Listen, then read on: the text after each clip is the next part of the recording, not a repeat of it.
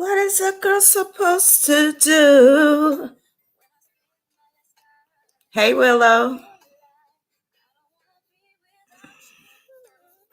I can't be. Said I can't live. I can't go. Be alone.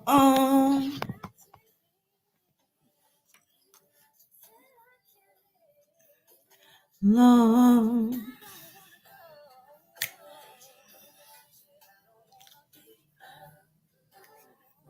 Hey, Jason.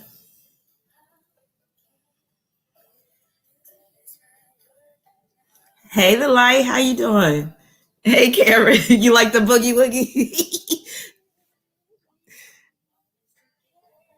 Hey, saved and sanctified. I hope everybody up in here is saved and sanctified and bathed in the blood of the Lamb. Hey, Lilith, how you doing? Hey, Justin. Hey, Miss Rayson. Yes, you catch it alive from the beginning.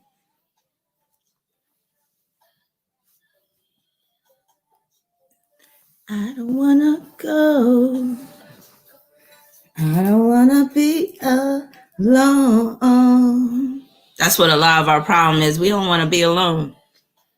Live alone. Hey, Aqua Rising, how you doing? Hey, Aaron.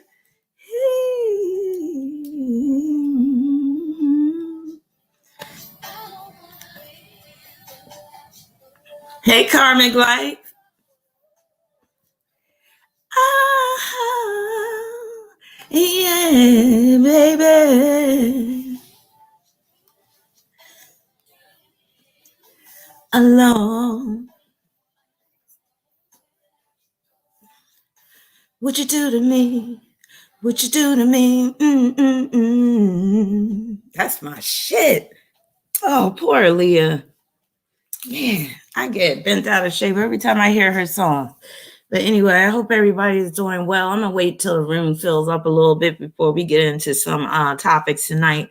And this live stream is dedicated to Aquarius season. So happy birthday to all my Aquarians out there. Hey, Siobhan, how you doing? Hey, Coconut Kangaroo. Hey, Joy A. Got me thinking of some Mounds Coconut. But they're not good like they used to. Like Mounds and Almond Joy. I can't trust them. Like when you go to the store, get them now, they be all ashy when you pull them out the package. You be like, how long have these been on the shelf? But yeah, I used to love some Mounds and Almond Joy every now and then.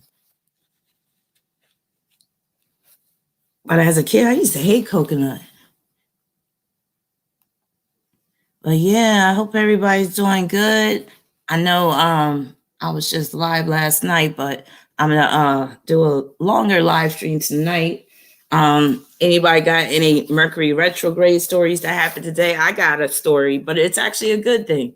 So I've been telling y'all for a minute that I need a new tire. So I went ahead, stopped being a procrastinator, and I ended up getting 2 new tires because they were just telling me that both of the tires on the front where the tread was kind of worn down. So I ended up getting 2 tires. Price wasn't too bad. And I got some new windshield wipers. So sometimes during Mercury retrograde, you could be proactive and do something that maybe you've been procrastinating on. And then, because sometimes you could just look at Mercury retrograde as a time to, just correct some things, to readjust some things, to replace some things. So it doesn't always have to be this negative thing, where things are just going all awry and stuff. Sometimes you can use Mercury retrograde to your advantage. So it was one of those situations where I got in, got out real quick. It only took like 45 minutes to get the tires on. So I just sat out in front. Then I went and got some windshield wipers because I've been needing windshield wipers for a while. And living in Phoenix, you could get away with it because it doesn't rain much. But I didn't like those times where I did get caught up out there and my windshield wipers was acting all janky and shit. So got those replaced. So all I got to do now is get an oil change and just put some windshield wiper fluid in my car and then I'll be good to go. So knock on wood, that is, because I don't like to jinx myself. Hey, Tracy, how you doing? So you're a Taurus sun, Aquarius rising. So we got a couple of Aquarius risings up in here. We got any Aquarius moons? If you're an Aquarius sun, press 1. And as you come in, hit that like button because you know this is going to be lit tonight. If you're an Aquarius sun, hit 1. If you're an Aquarius moon, hit 2. Aquarius rising, hit 3. And we only got 42 people in here, so it may not be many of y'all in here yet. So saved and sanctified Aquarius, happy birthday. So we got Aaron is an Aquarius rising. Hey, Pisces moon. Adora, Aquarius rising. Tracy, Aquarius rising. Jason, Aquarius rising. X-Girl, Aquarius rising. Siobhan with the Aquarius moon. That's what's up. You got Unknown Billionaire. What's up, Unknown? Sun and Moon in the 11th. And yes, that's very much like Aquarius. And I have my sun in the 11th. So, and I have Aquarius in my first house. So that really, I have some Aquarius energy up all in me. And I got some strong Aquarius in my family. Both of my parents, Aquarius. My oldest daughter is an Aquarius. My second daughter, she's a Pisces, but she's an Aquarius rising. So Aquarius runs deep in my family. And my dad remarried another Aquarius. So he got this thing for Aquarius women. But I say sometimes Aquarius get with each other because they're the only ones that can tolerate each other for long. It's like, let me stop. I'm not going to start dishing the dirt out on Aquarius just yet.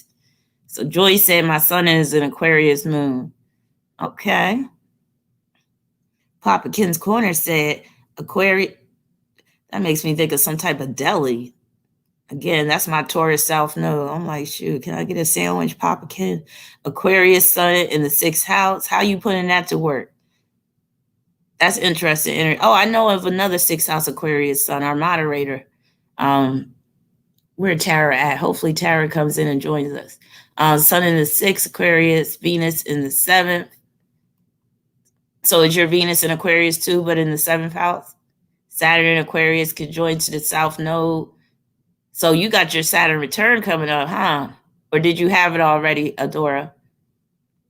So Siobhan, your dad's in Aquarius too. Cameron got the Aquarius midheaven. Irrational said her dad's in Aquarius 214. Henry said, I'm an Aquarius moon. Square Algol, 8th house in Aquarius. Aquarius mother and grandmother. Mercury, Lilith, Uranus, and Neptune also in Aquarius too. Damn. Are you even from this earth, Henry?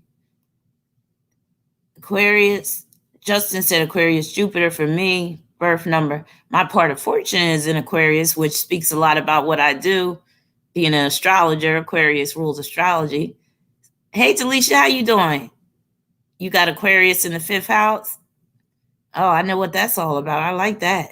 Yeah. That could be a lot of fun. Yeah, you going through that. Saturn return. Moonlight Orange, how you doing? You said the Aquarius placement transits are hitting my 12th house. Yes, you got that 12th house Saturn. Both of your grandmothers are Aquarius. So, you know, a lot of us have an Aquarius connection because we have that, you know, strong love for astrology. That number one, that could be the common denominator for all of us up in here. Miss Rayson said, I have Aquarian energy. My uncle birthday today. My stepdad is an Aquarius sun. Granddad, Aquarian sun. My childhood friend is Aquarian sun. My aunt, an Aquarian moon. True Aqua said, hey, Ron, beautiful people. Hey, where'd that go? Oh, here it is. I turned fabulous 50 yesterday, and my son is in the 8th house. Well, happy birthday, big 50. That is a huge milestone. So congratulations.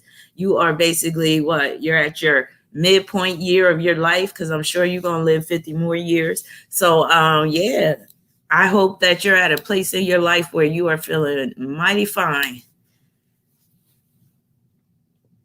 Yes, 50 is big.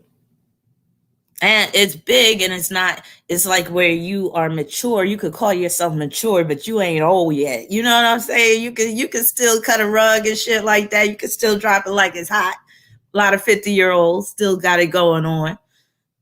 So more power to you. Yes. I'll be 50 in 5 years, and I'm trembling. So let me stop. I'm gonna face it with grace. I'm gonna age with grace. Hey Tara, I was just talking about you with your 6th house sun. Tara's an Aquarius too. You got to tremble, tremble. Make me think of that gospel song. Sam Cooke. Sam Cooke. I know some of y'all know Sam Cooke. He was a R&B singer, soul singer, but before that, he was a gospel singer. He used to sing with this gospel group called the Soul Stirrers. And there was this song. He'd be like, I got to tremble, tremble. Was that where he like, were you there when they crucified the Lord? See, I'm getting all Sagittarius. It's Aquarius season, so, you know, they ain't caring about God too much. It's like, let me stop. But I will have to admit, if we're talking about religion and spirituality, Aquarius can be on the atheistic, agnostic end of the religious spectrum. So do we have any Aquarius in here that are atheists or agnostic? She said, if I could just touch the hem of his garment, I know I'll be made whole right now. Yeah, I was brought up on them old Negro spirituals. Oh, you know about the soul stirrer? I would think so. Saved and sanctified, yes.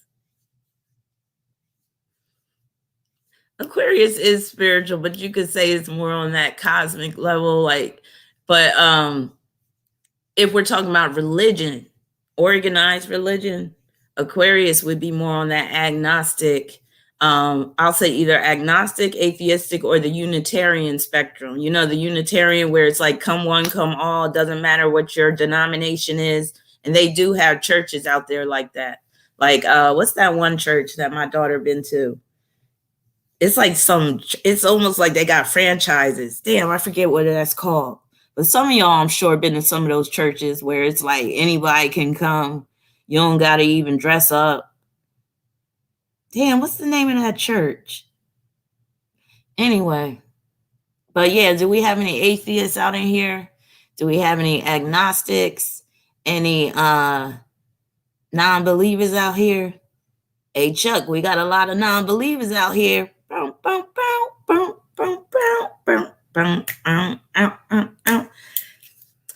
The mega churches, they're more like on the, well, church period Sagittarius, but then you'll have different type of churches. So like your real restrictive religions, if we want to talk about Jupiter, because Jupiter deals with religion.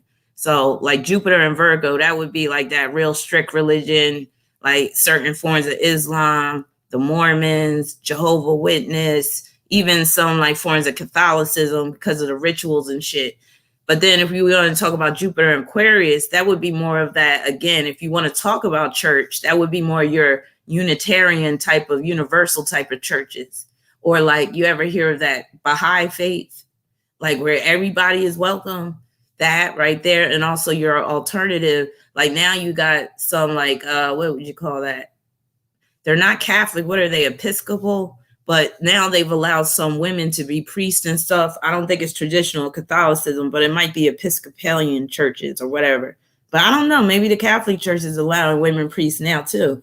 But that's where the Aquarius part comes in, where you start to break the mold and you're not going along with tradition anymore. Because truth be told, Aquarius is about rebellion.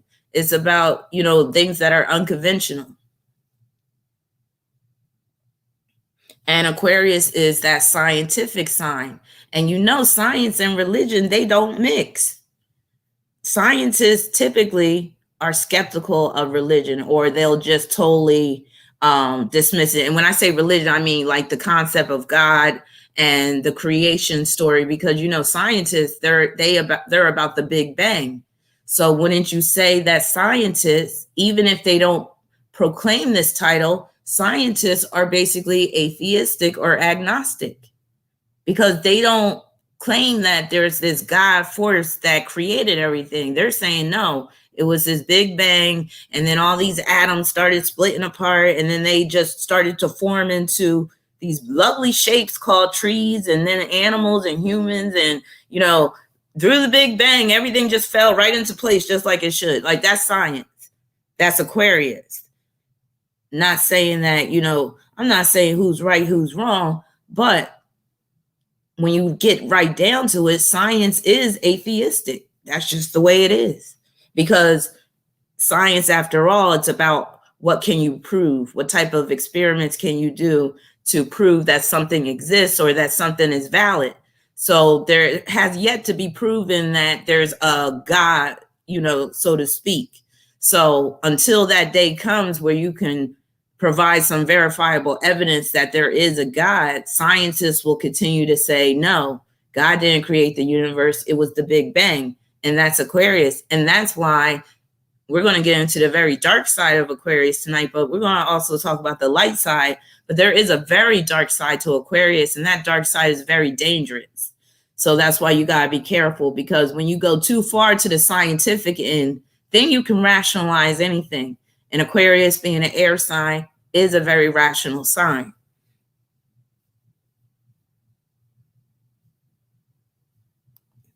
Siobhan said that Ace of Cups Aquarius episode was and still a classic. Oh, thank you. I don't even remember what I was saying in that. I'm going to have to go back and check it out.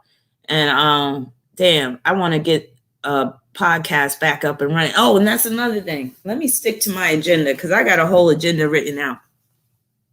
So I already did my shout out. Shout outs to all the Aquarians, Aquarius sun, moon, rising. Even those people that got Venus in Aquarius, Mars in Aquarius, this is for you too. And just some announcements before I get into my announcements, I got to just serenade y'all with the Aquarius theme. And some of y'all know this song. So it's from, this song was released, I think, in the late 60s. And it's talking about this age of Aquarius. So some of y'all know this song. So it goes, when the moon is in the 7th house and Jupiter aligns with Mars, then peace will guide the planets and love will steer the stars. This is the dawning of the age of Aquarius. Sing along with me, y'all. Age of Aquarius. Aquarius. Aquarius. See, back then, they knew that this time was coming. And that's why back then, even in the late 60s and 70s, they was being very Aquarian, because they was getting ready for this time where people's going to be letting it all hang out. Because truth be told, Aquarius is a sign that doesn't have any shame. And Aquarius is about exercising your independent will and being liberated. So that's why, they're singing that song. And that song is from the play Hair. And there's a movie Hair. And in the beginning of that movie, they're singing the song. So, wait a minute. What'd you say? Henry said, why don't you find the exact date of when that position takes place so we can see when peace comes to Earth? Oh, fat chance on that. See, that's the idealistic version of the age of Aquarius. But since we have these certain powers that shouldn't be in charge, they're going to have their own little dirty version of Age of Aquarius, even though a lot of people are looking forward to the whole enlightenment and the great awakening. And like you said, the peace on earth and the harmony and understanding, and everybody's going to be one and unified, one love, one heart. And Bob Marley was an Aquarius. One love, one heart. Let's get together and feel all right. So, Bob Marley was all about unification and the liberation of the Black race and everybody coming together. And that is the light side of Aquarius. That's the bright side of Aquarius. That's the high vibration Aquarius. But we don't have people like Bob Marley ruling the world. We got the dark side of Aquarius type of individuals ruling the world, and they are called the technocrats, because Aquarius rules technology. And that's why, once you see technology really taking over basically human will, and it will, you can basically say we've entered the age of Aquarius. I feel like we've already entered it. Some can say that it's still 100 years away. I don't believe that. I believe that we will officially be in the age of Aquarius when Pluto enters Aquarius. It's first going to enter Aquarius in 2024, but then it's going to go deep into Aquarius, or it's going to start moving straight through Aquarius in 2025. So we don't have much longer till you could say the floodgates just start coming open. And we are going to see this rush of enlightenment for a lot of people, but for a lot of other people, they're going to kind of turn into like Android robot type of things. And already you're kind of half Android, or for some of y'all Apple people, half iPhone, because you walk around with your Android phone or your iPhone all day long. So it's attached to you already. So when they talk about, oh, we can insert this microchip and you don't even need your phone anymore, you don't need your credit card, you don't need this, you don't need a passport, you don't need this, we could keep track of your health records, all this type of stuff, you better believe there's going to be people that sign up for that shit. And then for some, it's going to be compulsory. And they might start with the prisoners first. So if anybody's out there thinking about committing a crime in these days and age, you better be careful, because they do what they want with prisoners, which is why they're shooting a lot of prisoners up right now with those shots. So yeah, they'll start with the military too. They'll start implanting those chips in the military. They'll start doing it with the who was I just talking about? I just had a brain fart. But they'll also do it with the medical people in the medical field. Y'all, Oprah is an Aquarius. So yeah, there's a very light side to Aquarius. So when you think about the light side, when you think about the highest vibration of Aquarius, and I'm not even going to say highest, because Bob Marley had his shit with him too. And he was Aquarius in that respect too, the way he was womanizing and all that shit. But if you want a good example of the high vibration of Aquarius, think about Bob Marley. He's a perfect example of how you can channel that Aquarian energy for good. William said it's no good or bad with Aquarius. I kind of feel the same way. Aquarius is kind of on that neutral end, even though it's a masculine sign, but it is kind of in the middle. And you could kind of say that with all the air signs. All the air signs are kind of in the middle with stuff. But Aquarius is that sign that can go to extremes though. So yeah, but I feel you on what you just said. Nacho Lover said, I dreamed in 2011 that we had drones that shoot people instead of the police doing the actual killing. Yeah, that's coming. Drones are coming. I just saw this video the other day where the World Economic Forum was saying in 2030, you won't have delivery guys delivering your packages. It'll be drones. So if they're going to do that with packages, they'll probably do that with the police too. So yeah, it's coming. And that, again, that's the danger of Aquarius, when you go too far to the technology end. Henry said the highest vibration of Aquarius is spreading true love, divinity, and enlightenment while remaining detached from the bondage of temptation and emotional blindness. And that's why I said Bob Marley, he still had his shit with him. And it makes sense, because we're all human. We all got our flaws. So he still was attached to the earthly realm in terms of his sexual appetite, because he messed around with a lot of women, had a bunch of kids and stuff. So yeah, he still, faltered when it came to his personal life. But when it came to his professional life, what Henry is saying, the highest vibration of Aquarius is spreading true love, divinity, and enlightenment. That part, he did, embody that part. So Pisces moon said Bob was a Sag rising. Well, it makes sense that he was just, but that could point to him traveling all over the world. That also points to his athletic ability, because he liked to play soccer. And then that could deal with his womanizing. But he was a good looking man, let me tell you. A Young Soul said, I think David Bowie was an Aquarius rising. I don't know if I have his chart. Let me see if I could find him in my software. That would make sense though, because he definitely had that Aquarius vibe to him.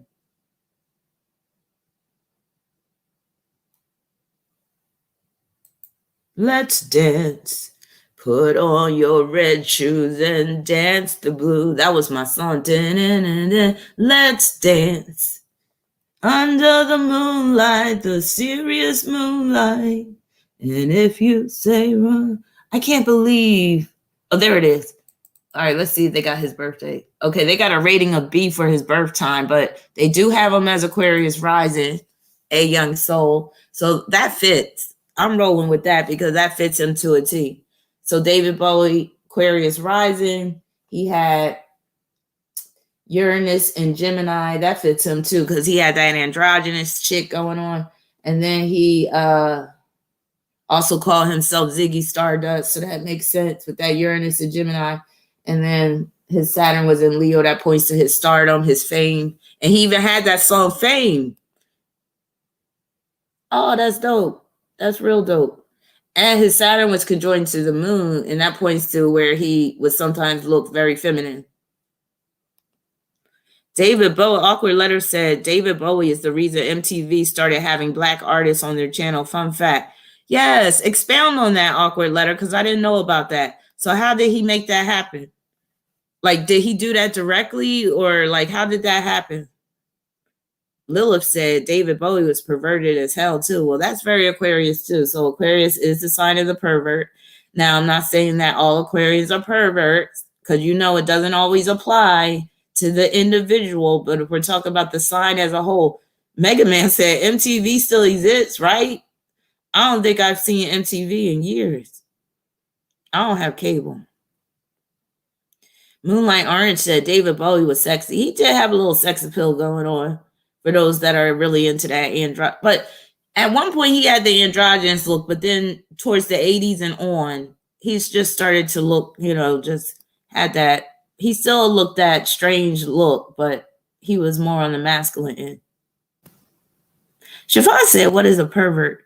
Well, pervert, a lot of times when people hear pervert, they automatically think of somebody that's sexually deviant, somebody that's into some stuff that, is either inappropriate.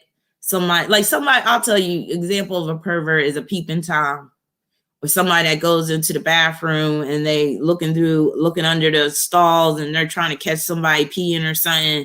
Or like I said, peeping Tom, somebody that's sexually harassing you because they always got sex on the brain. Somebody that's always making sex jokes, somebody that's always whipping their penis out or whipping their boobs out or whatever like that. But perversion can also deal with other things. So you can pervert anything that's so-called normal and make it perverted. So it doesn't always have to be sexually perversion. It could be any type of perversion. Like you could pervert religion. You could pervert the essence of writing, even like by not going by the rules and stuff. You could pervert a relationship between mother and son, and it doesn't have to be on a sexual perversion level. It could be where it's emotional incest type of stuff. So perversion just means going way left. And that's another thing that's interesting about the term left, because they use that term in politics, and it's usually to describe people that are way on the end of very much like liberal, do what thou wilt type of living, and basically anything goes. And also the left is very much about like victimhood status and entitlement. So when you think about the left, that's very Aquarian too. When you think about socialism, that's very Aquarian. When you think about communism, that's very Aquarian. If you think about activism, that's Aquarius. Protest, Aquarius. Uprisings, Aquarius. Riots, Aquarius. So anytime there's some riot going on, there could be something involving a transit from Uranus. There could be a planet in Aquarius being impacted, what have you. Hey, Adrian, how you doing? There you go. Cameron said perversion just means deviation. And with that being said, perversion is in the eye of the beholder, or you could say it goes according to society, because certain societies will allow certain things over others. Like, for instance, in Europe, nudity is not a big thing. But in other countries, like in America, it is a big thing. Like kids in Europe, they grow up seeing their naked parents. Oh, well, that can be in the United States too, but kids in Europe, they grow up seeing naked adults, period, like in magazines and stuff when they're young, and they really don't think much about it. So in the UK and in like Sweden and Denmark and all those places, they just are very lax about nudity. So they wouldn't see certain stuff as perverted like we would, like that cartoon. And I think it comes from Denmark with the penis guy. A lot of those people in Denmark don't see that being perverted. And remember we were talking about that kids show? What's that name of that kids show? And I think it's from Denmark, and the guy has this long penis and it just does all this crazy stuff. It'd be whipping people in the face, and it'd be putting out fires, and it'd be like just saving people, pulling cats out of trees and stuff like that. Well, anyway, it's a kid's show, and it's about a man with a very long penis. So for Americans and people in other countries, yo gabba gabba, that shit was perverted too. You couldn't tell me that shit wasn't a dildo. That red monster, that one-eyed monster, it had the ribbed for your pleasure and everything. I remember I was talking about that in another live stream. John Dillerman, yes, that's the name of that cartoon. No, it's not a cartoon. It's some type of, is it like claymation or something? But yeah, for real, Irrational. You need to check it out. But yeah, these people in Denmark, a lot of them, they don't see it as perverted. But in America, we're like, ew. So yeah, it depends on the culture.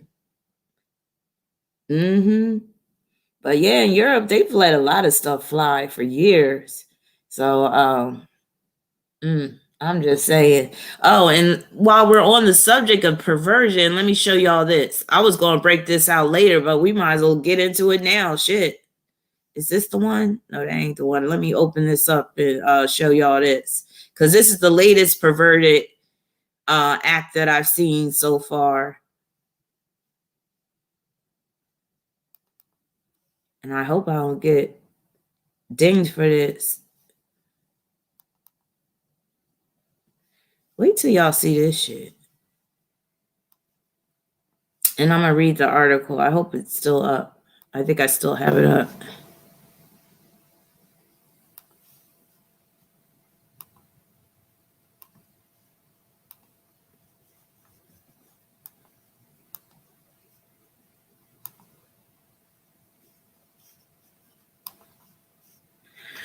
Okay, does anybody know what that is? Can you see what that is?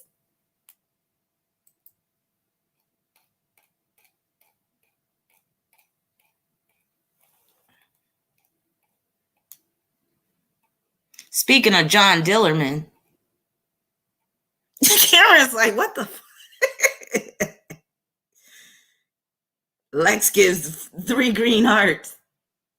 I hope that's for me and not that image. Yeah, guess where that was at? This was in Australia. I don't know if anybody reads that website Delisted, but I found this on Delisted. So let me just read the article. But this is just showing you, this is what happens when you got Uranus in Taurus. You got Jupiter and Saturn in Aquarius. And then right now, the Sun, Mercury, and Venus are in Aquarius. This is a perfect recipe for some shit like this. This is what I mean about, this is what I'm talking about, perversion. Now, some people may not see it as perversion. Some people may see it as funny. But let me just read this article. It says, now this Delisted, he gets kind of like vulgar. So, okay, Millionaire, you know about Delisted. So the way he writes is real funny, but he could get kind of vulgar. So he says, the jizz spewing dick of Melbourne. So this happened in Australia. This extremely important story has found its way into my inbox for a few days now, but I've been saving it for today. Super Bowl Sunday, or as us stoners call it, smoke a Super Bowl Sunday, which is every day, honestly, because no offense to the weekend, but this gigantic cut dick with nutsack legs should be the star of today's Super Bowl halftime show. But obviously, Tom Brady would never let that happen, since he needs to be the biggest dick on the football field. A few days ago, the Instagram account of Brown Cardigan jizzed up a video of a curved dick using its Cisco Adler long ball legs to walk along the streets of the Melbourne suburb of Footscray while busting a nut all over the place. Here's the gorgeous peen creature making Melbourne a much more beautiful place. If you heard about a 6-foot-tall dick wandering the streets of Melbourne, you probably say, oh, how nice of Rupert Murdoch to mingle with the peasants. But the Star Observer says that this dick is the work of Melbourne-based puppet company Snuff Puppets. Snuff Puppets, you know snuff, like snuff film? Puppetry of the penis. Who? Snuff Puppets asked the public what kind of puppet they like to see, since this world runs on peen. And if you pull up Snuff Puppets, if you pull up the two guys that did this, they look like perverts. Since this world runs on peen, many asked for a dick puppet. So Snuff Puppets gave the people what they want. The peen puppet made its debut for a piece called Off the Shelf, which was the company's first live streaming performance. Andy Freer, Snuff Puppet's artistic director, tells the Star Observer that there was a little happy ending accident with the performance. That stream of liquid that shoots out of the peen puppet was supposed to be a golden shower lover's dream. It was supposed to be piss, but everyone thought it was baby batter, and that worked for Andy. The penis is meant to be piss. The whole apparatus was ready to go, but it did a spurting instead of a steady stream as it should, so people saw it as ejaculation. Nah, they set it up to be like that. So, but I kind of actually preferred it to ejaculate. Pissing is about down in the gutter, but ejaculation, you know, that's a real celebration of life.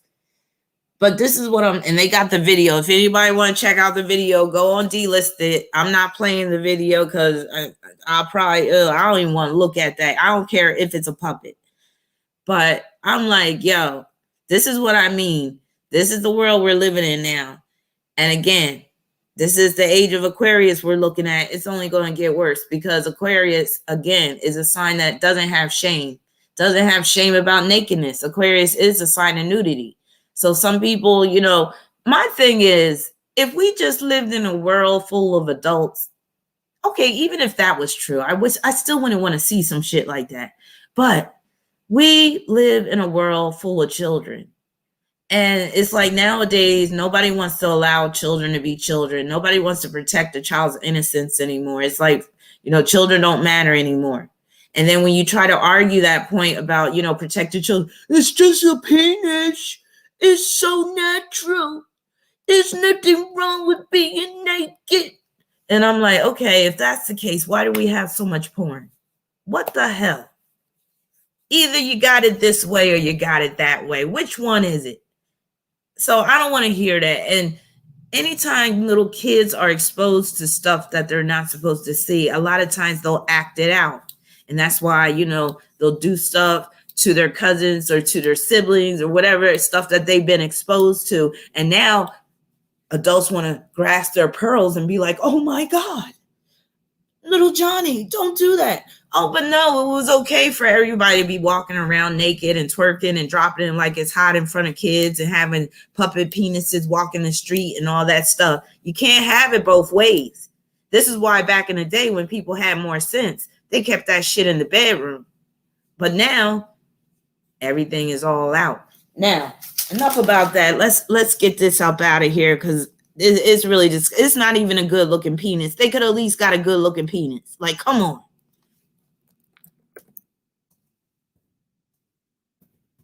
All right. Another, before we get deep into Aquarius, I just got a few hot topics that I just want to go over real quick. So we're going to do one real quick. And I'm sure some of y'all already is familiar. I'm sure everybody probably by now is familiar with this story, with this. All right, let me get this out of here.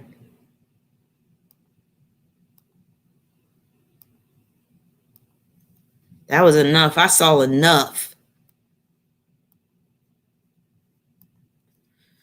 Okay. Millionaire said that peen looks depressed, right? Didn't it look? I mean, they could at least got a good looking one. Adrian said it looks short and to the point to me, right? And that shit was pointing down too.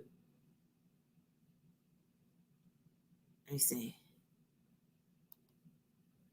Kit Kat said everything is so sexual in public. And yes, that's what happens when, true spirituality goes out the window. Yes, the wig glue. Miss Gorilla Glue. Hey, Gary, how you doing? Yes. Now, if you think that she did this for clout, or you can't even say clout. If she did this for attention, for money, press 1. If you think she's that stupid, press 2. Because I'm kind of in the middle. I'm like, nobody could be that stupid. But then again, I was talking to my daughter and she was like, nah, people can be that stupid. I was like, damn, I don't want to admit it, but I think you're right. And did anybody try to find a birthday for this chick? Let me see if I can find a birthday for her, because we got to read this shit. Let me see. Oh, damn, I hate when that happens. Why does that happen? Shit, converted to freaking... All right, let me see something. Wow, my server is converting to Yahoo. That means something got in my computer. Thankfully, it's my old computer. That's some bullshit. Did anybody get her birthday? She's 40 years old. Oh, somebody has it. Ethereal. Where'd you get that? Are we sure that's her birthday? So we have 10/20/1980. All right, let's see. I'm going to put Gorilla Glue Girl. What's her name? Tarika or something?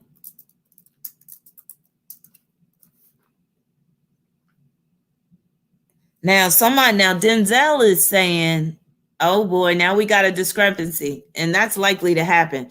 Denzel is saying 10/21/81, which is way off from the other one. So which one is it? Because I don't want to pull a chart if I don't have her birthday. Because there's no sense reading it if it's not her birthday. And I'm kind of lazy. I don't feel like having to do all this research.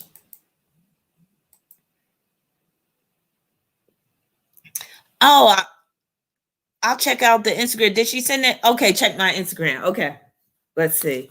Thank you. Thank you, Moonlight. Tessica Brown, that's her name. Her name should be Doodoo Brown. Dumb.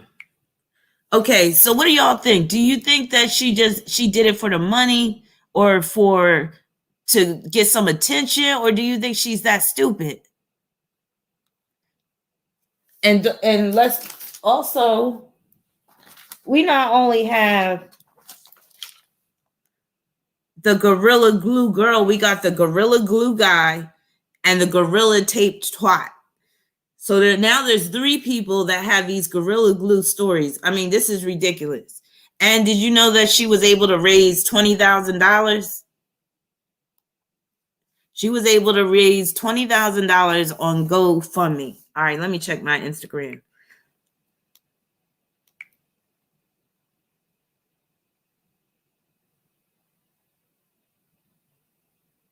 $20,000. Yes. Oh, now she's up to 21,000.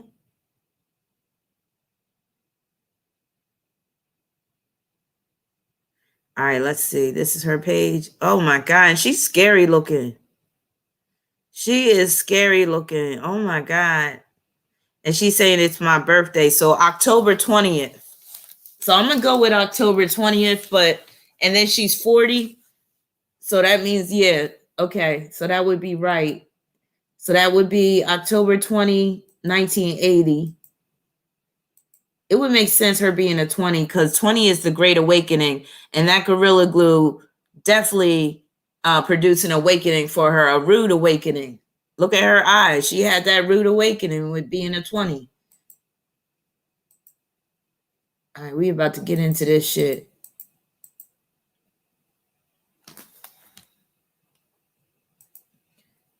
All right, where is she from? Is she from Louisiana? Lil said, I hate them long spaced out eyelashes so much. Yeah, she got them spider lashes. I don't care about Where's she from? Whatever. All right, let's see.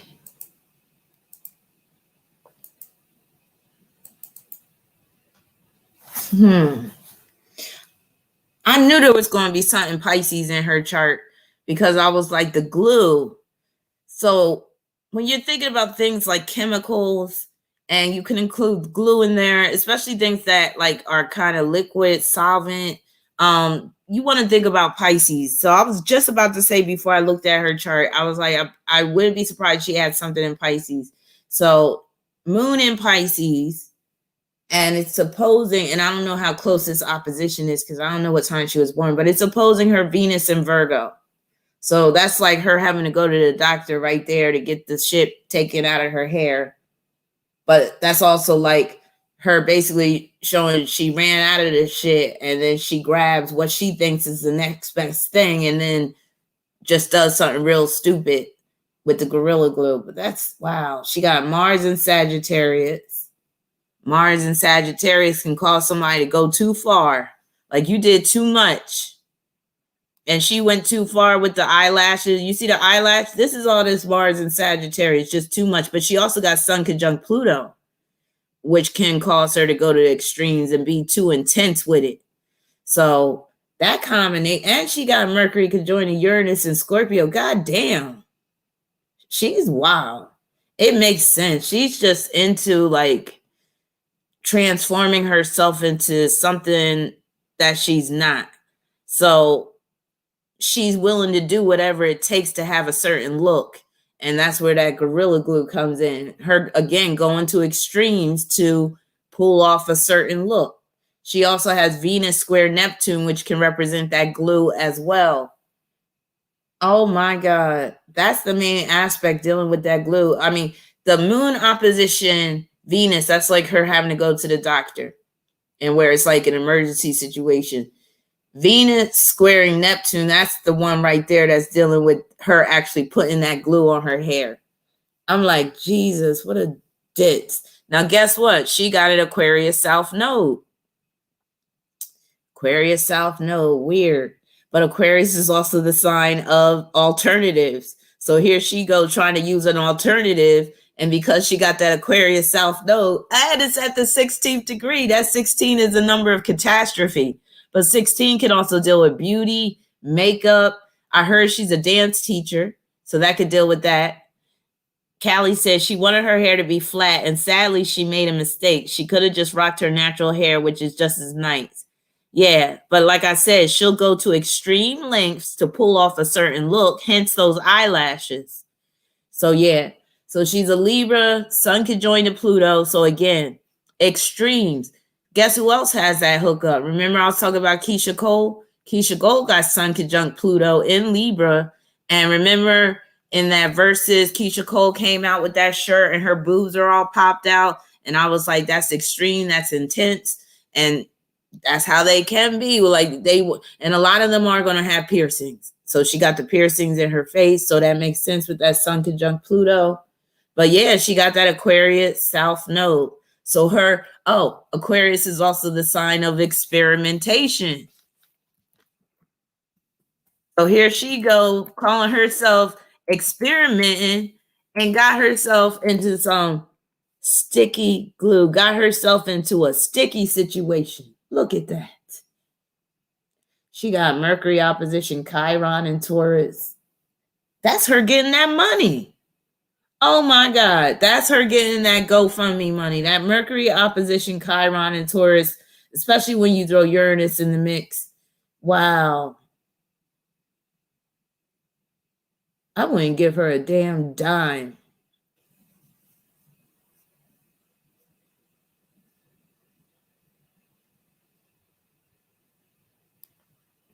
Lil said, I don't know why I'm calling her stupid for doing this. Considered mean. It is what it is. Exactly. If that's not stupid, I don't know what is. I mean, come on now. That's like trying to use liquid bleach, Clorox bleach to bleach your hair. But I'm pretty sure some stupid person has tried that before. But that's basically the same thing. Or that's like putting bleach in your eyes to try to lighten your eye color. To me, that's on that level of stupid. Millionaire said, well, she got 5 kids. She could probably use the money. Well, she ain't suffering. It don't look like she's suffering where she's don't have a lot of money. So I'm like, shit. And it's a shame that she got 5 kids. I wonder how stupid they are. Yup, she got 5 kids. Oh, I love that quote. Play stupid games, win stupid prizes. But she got a nice stupid $20,000 prize, I see. What she needs to do is donate some of that money to some needy kids out there. That's what she needs to do. If she really wants to like show that she didn't just do this all for money and stuff like that, she should take some of that money. I'm not even saying take all of it. Take some of that money and donate it to kids that have cancer. Like do something like that goes along with hair. Donate it to those those kids that got cancer that lost their hair and they need wigs and shit. Do some shit like that. Don't be some money grubbing stupid ass bitch and just keep all that money to yourself.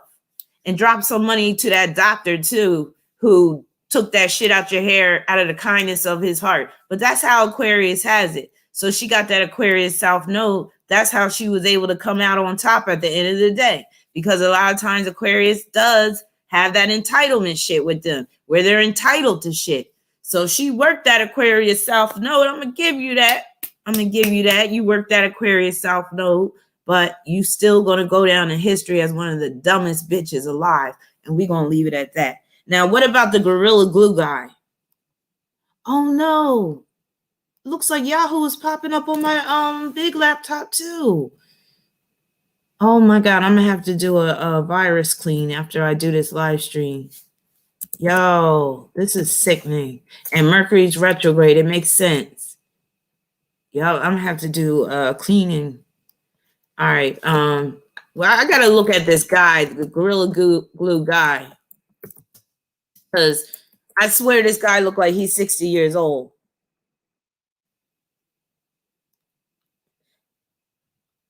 Wait a minute. This was the guy with the solo cup. I'm not seeing a picture of him. Let me put solo cup.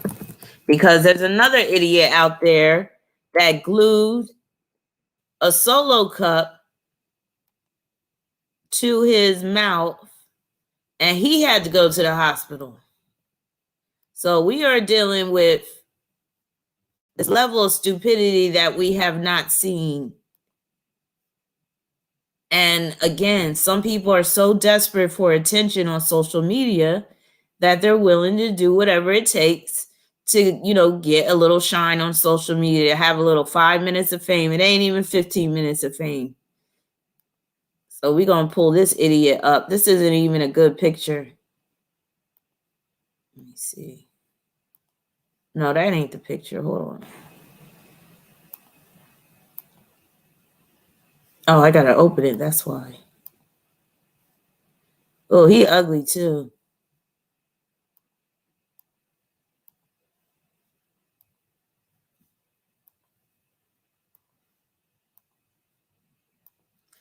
So this guy, and from what I'm hearing, that this is a Gorilla Glue challenge that some people are doing. William Williams said a testament of Gorilla Glue's strength, right? Now, did he lose his lips over this? But basically, so he was doing some type of Gorilla Glue challenge. Wait a minute. Gary said Aquarius is bringing out the idiots. So he was doing a Gorilla Glue challenge, glued a solo cup to his mouth, and ended up having to go to the hospital. I hope none of these fools try to sue Gorilla Glue. So he was trying to prove that the glue wasn't good. Well, he got proved wrong. But yeah, but I have to admit, Aquarius can be a daffy sign. And I'm not saying he's an Aquarius, but we are in thick Aquarius season right now with all these planets in Aquarius. So we are like in the woods in terms of Aquarius. So don't be surprised if you see more and more people doing like goofy, goofball, daffy type of stuff, senseless stuff. Now, Aquarius to me can be one of the funniest signs. Like to me, they're some of the best friends to hang out with. Like you're going to have a fun time. And part of the reason is they can get downright goofy. And I like that about Aquarius. But sometimes that goofiness can turn into just totally senseless shit where you just doing some buffoonish ass shit. So expect to see more and more people catching this Aquarius wave, and they start doing some real stupid ass shit. So there's another story. I don't like this Yahoo thing. Oh my God. I feel like shutting down this live and taking care of it, but I'm gonna hold tight. I'm gonna keep it tight. All right. Then there was a chick that put Gorilla Tape on her. I don't even know if it's gonna come up.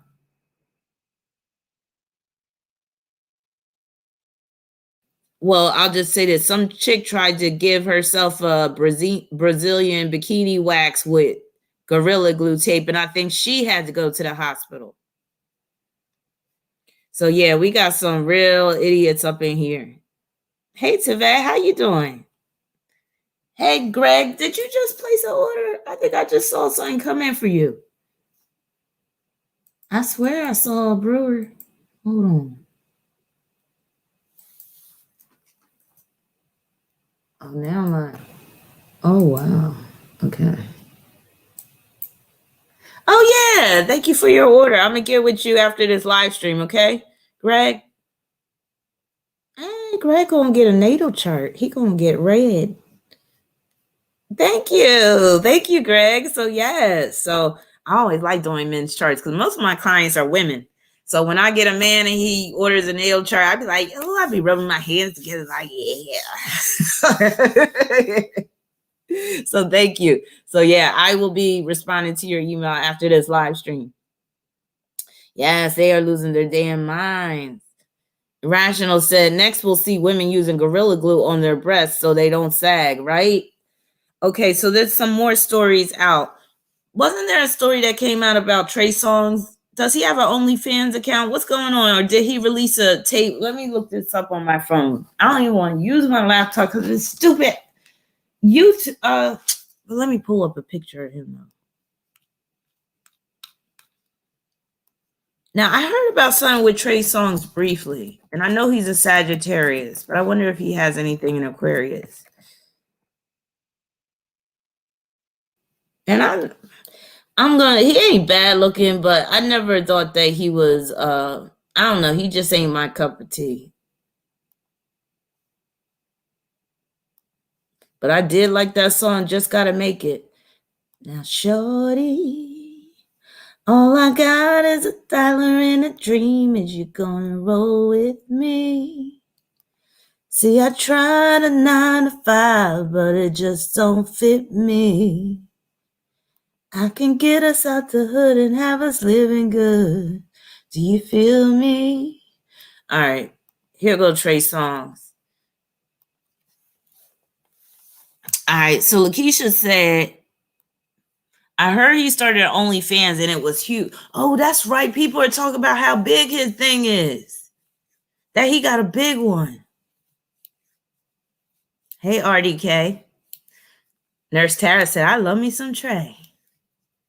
So he's packing. I wonder if I could find a picture. Don't listen to them said, he isn't that cute to me. I don't think he's that cute either. Siobhan said, Trey packing because his brother hung like a horse too. Ooh, running the family. That's why he got that little smirk. That's why he got that little look on his face. Look at that. He like, yeah, you know. He looking at that girl like, you already know, girl. He like, come get it, girl. Delight says she saw it and it's thick. Ooh, knock down all your walls. I'm not too into that, man. Where you feel like you gotta go to the gyno and get sewed up afterwards. I'm like, damn. Walking like a cowboy, shit. Now, okay, we got somebody that begs to differ. Domingo said his thing is average at best. Okay, so now I'm gonna really have to be the judge of this. Hey, Sarah. Sarah said he has a nice smile, nice teeth, so important. Yeah, I gotta give it to him. He got them nice teeth. He got that smile that looks genuine. You know how some people have a smile and look fake? He got that genuine looking smile. I'll give him that. But that's Sag. A lot of Sagittarius, they got those big smiles, and those smiles be genuine. Bonus Jen said Aquarius is usually a bit ahead of their time. That's why their thinking isn't in the mainstream consciousness. Exactly. Aquarius is the trendsetter of the zodiac. Yes, very much. Aquarius can set the trends. Domingo said mine is bigger and prettier. Well, let us see it. Here's my email address. I'm just playing.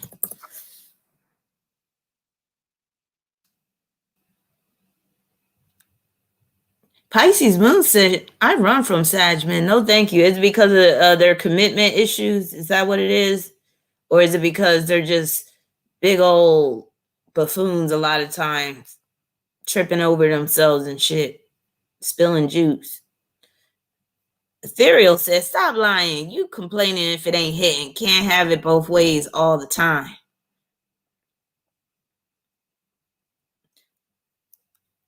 All right. So basically, Trey Songz, let me see if I have his chart. So basically, did he leak that the sex video on purpose? Because that's what I'm hearing. So he had OnlyFans, and then there was a sex video on there. Somebody give me the tea on Trey Songz real quick. Because I'm going to pull his chart. Well, I'm going to see if I have it in my files and see how freaky deaky he is. But being a Sag alone, Sages are pretty freaky deaky. So yeah, I do have his chart. So he's a 28. 28s can be rather sexual. I don't have his birth time. He has, oh, there it is. He has that Scorpio, South Node conjoined to Saturn. He has Pluto and Scorpio too. So he has heavy Scorpio energy. And just like I thought, that's why I was saying, does he have anything in Aquarius? He got Mars in Aquarius and Moon in Aquarius. So yeah, he's freaky deaky, very freaky deaky. And he don't mind being naked. He don't mind showing what he got. So makes sense. I remember I saw this one video of him. I had to clutch my own imaginary pearls because I was like, that's a bit risque. He had this chick all spread eagle on this pool table. I know some of y'all saw that video. I was just like, wow. And did anybody see Cardi B's latest video?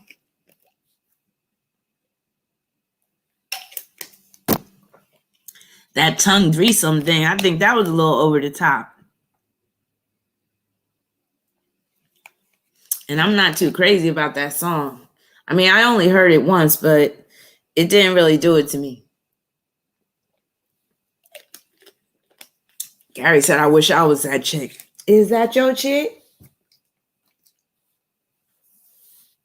Just B said, I broke a Sag man's heart. So he got married and had kids. Okay.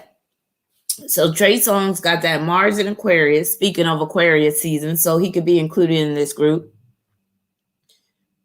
Thank you, William.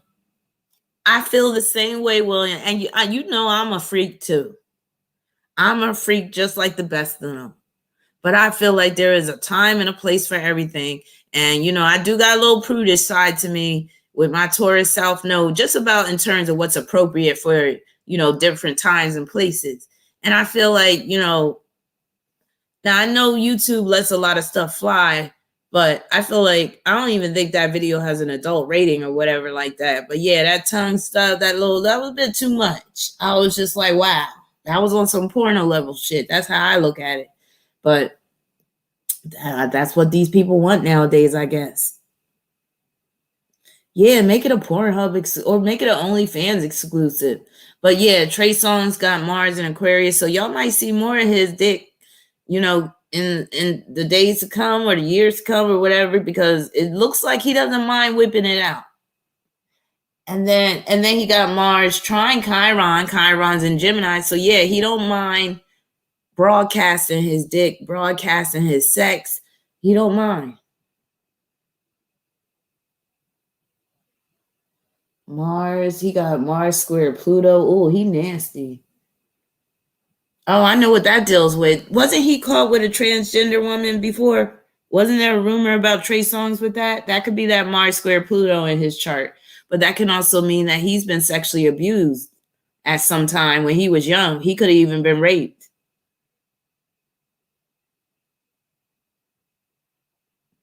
Lex, you a January 20th Aquarius? Well, happy belated birthday. Yeah, he got that rape aspect in his chart. So I'm thinking he was probably sexually abused when he was young. Could have even been raped. And then he's probably done some, so Indigo, hey Indigo said that he had a bisexual rumor years ago. So to me, that would make sense with his Mars being in Aquarius, squaring Pluto and Scorpio, especially if he denied it. Because that could deal with where he's hiding something about his sexuality. He ain't fully out in the open.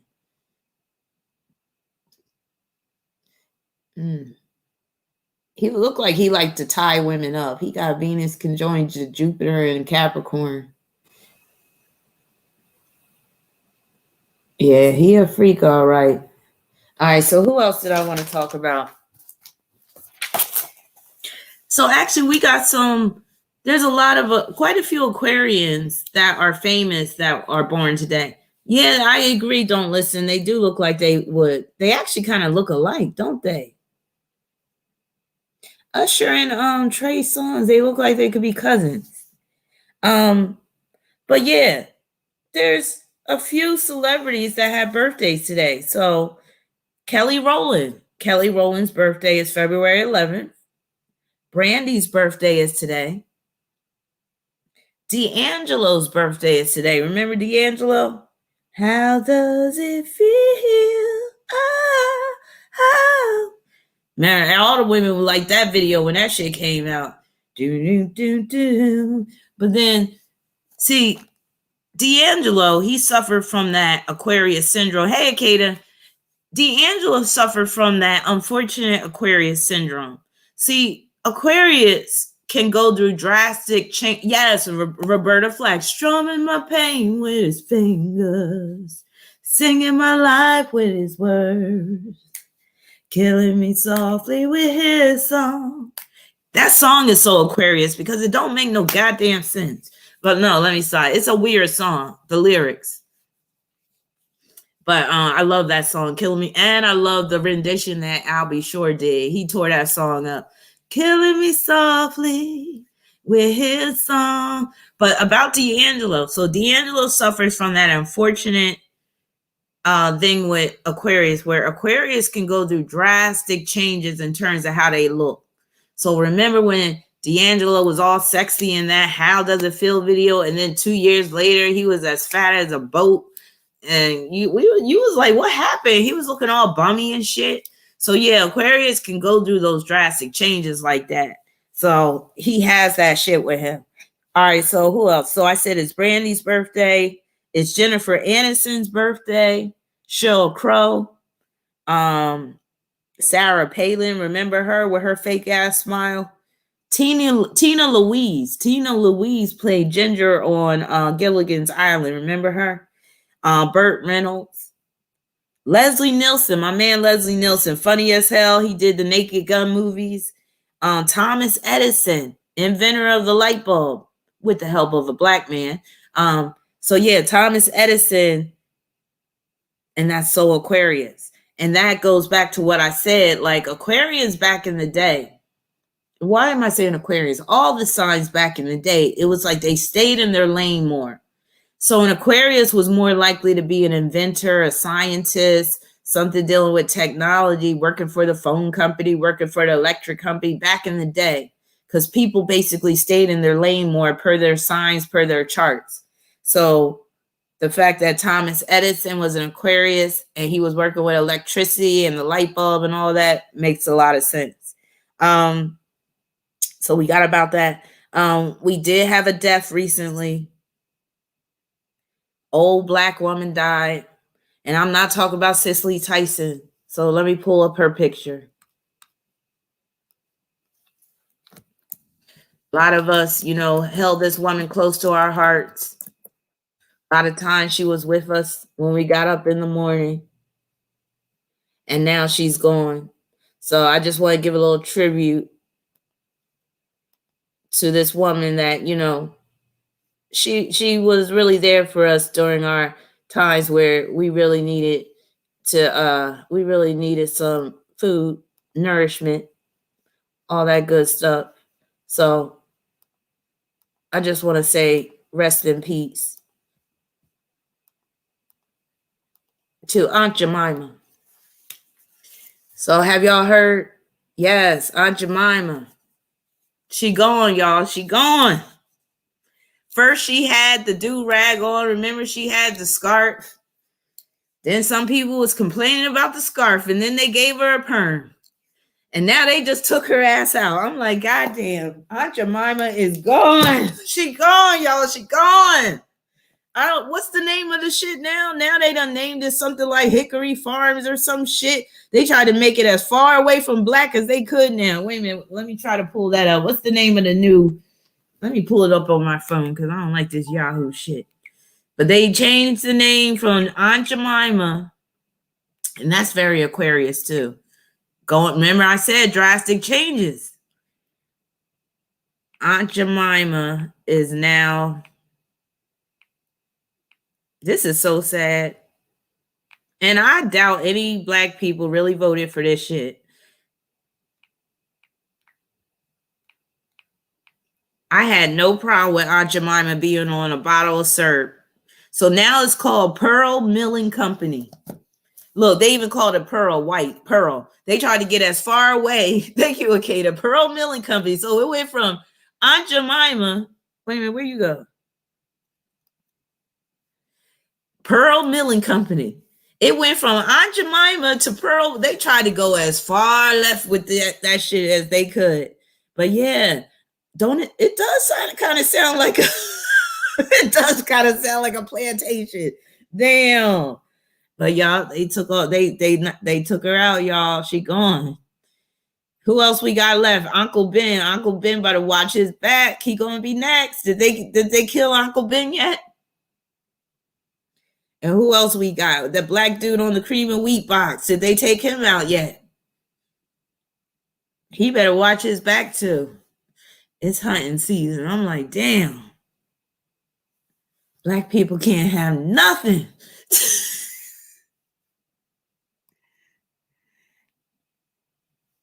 The arrow said she wasn't derogatory until they told her she was, right? Awkward letter said, oh, wait a minute. Siobhan said Uncle Ben going too. Damn, they took out Uncle Ben.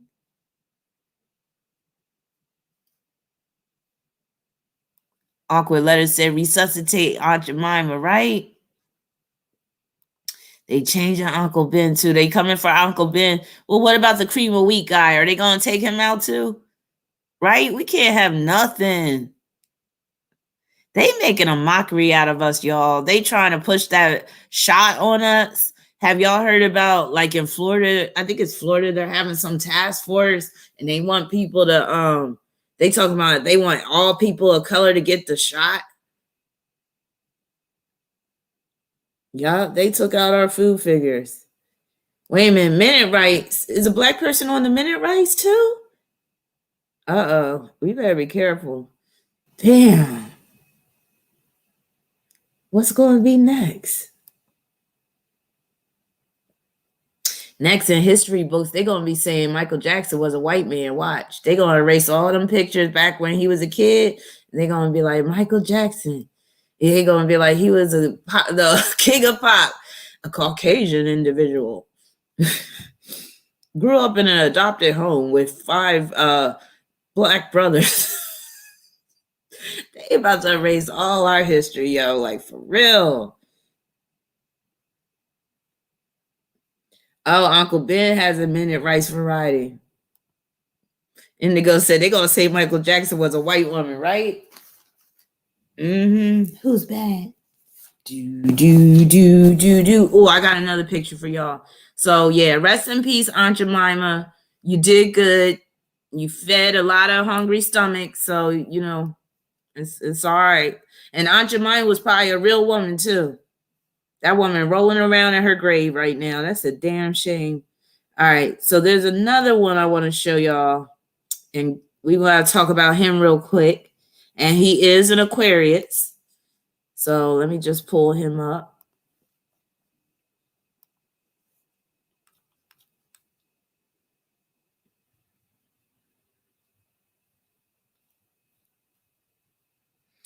If I can find him.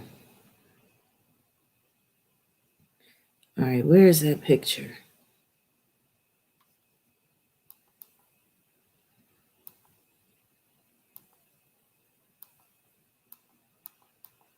Okay, here it is.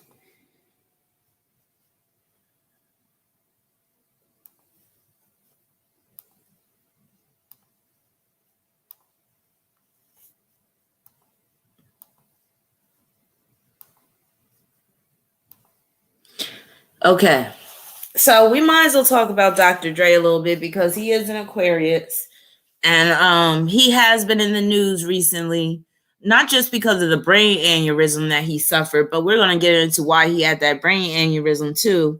But also his soon-to-be ex-wife, now she wants to go into his financial records to see if he's been supporting the lifestyles of his mistresses. Now, I know, thank you, Indigo, because I was about to say that I know some of y'all don't like when I get on the trans investigation situation, but y'all just take a look at his wife. I'm just saying, look at that jawline, look at that chin. I mean, she could be starring in one of them Mach 3 razor commercials. Like, damn. Kit Kat said, I'm sorry, his wife looks sus. Not gonna say anything. I know, that's what I'm saying. Gary trying to be polite. He's saying that's a handsome woman. Yeah, handsome is right. Damn. But that neck too. Evolving Love says manly. And Dr. Dre does have Sun in Aquarius conjoining Saturn and Pisces, which means that he could have some secrets. Latasha said he got that rock. She got that rock neck. I was saying he got that rock. She got that rock neck. Damn. Moonlight said pretty trans. Yeah. But it's one of the, trans that does have a hard time. Like, it has to kind of work hard to try to show that feminine, like to try to push up that feminine. Like, it's hard. It's a struggle for her. You could tell. You could tell she still probably get that 5 o'clock shadow. Sarah said that's a dude. I believe it too. I believe it too. And the thing is, he don't have to, it's like both of them don't have to worry. He don't want to out her because that would make him look, people would be saying stuff about him. So he will never out her, which means that she got a lot of shit on him because he don't ever want him to out him. So yeah, this might get really ugly. Let's see. So let me look at his chart real quick. And Aquarius is that sign that it's, let's be real. Aquarius deals with alternative lifestyles, and Aquarius does encompass the LGBT community. And not saying everybody that's Aquarius is going to be part of the LGBTQ community, but it is what it is. Aquarius rules that. So Dr. Dre has Venus in Aquarius, Mercury in Aquarius, Sun at the 29th degree of Aquarius. That 29th degree can produce issues with women, and it can result in him being under high pressure situations.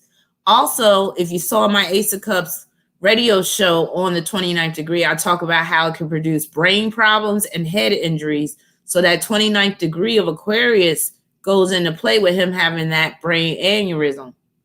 Now, he has Sun, like I said, he got Sun conjunct to Saturn and Pisces, which means now that could deal with his musical career, granted, but that can also deal with where he has some major secret.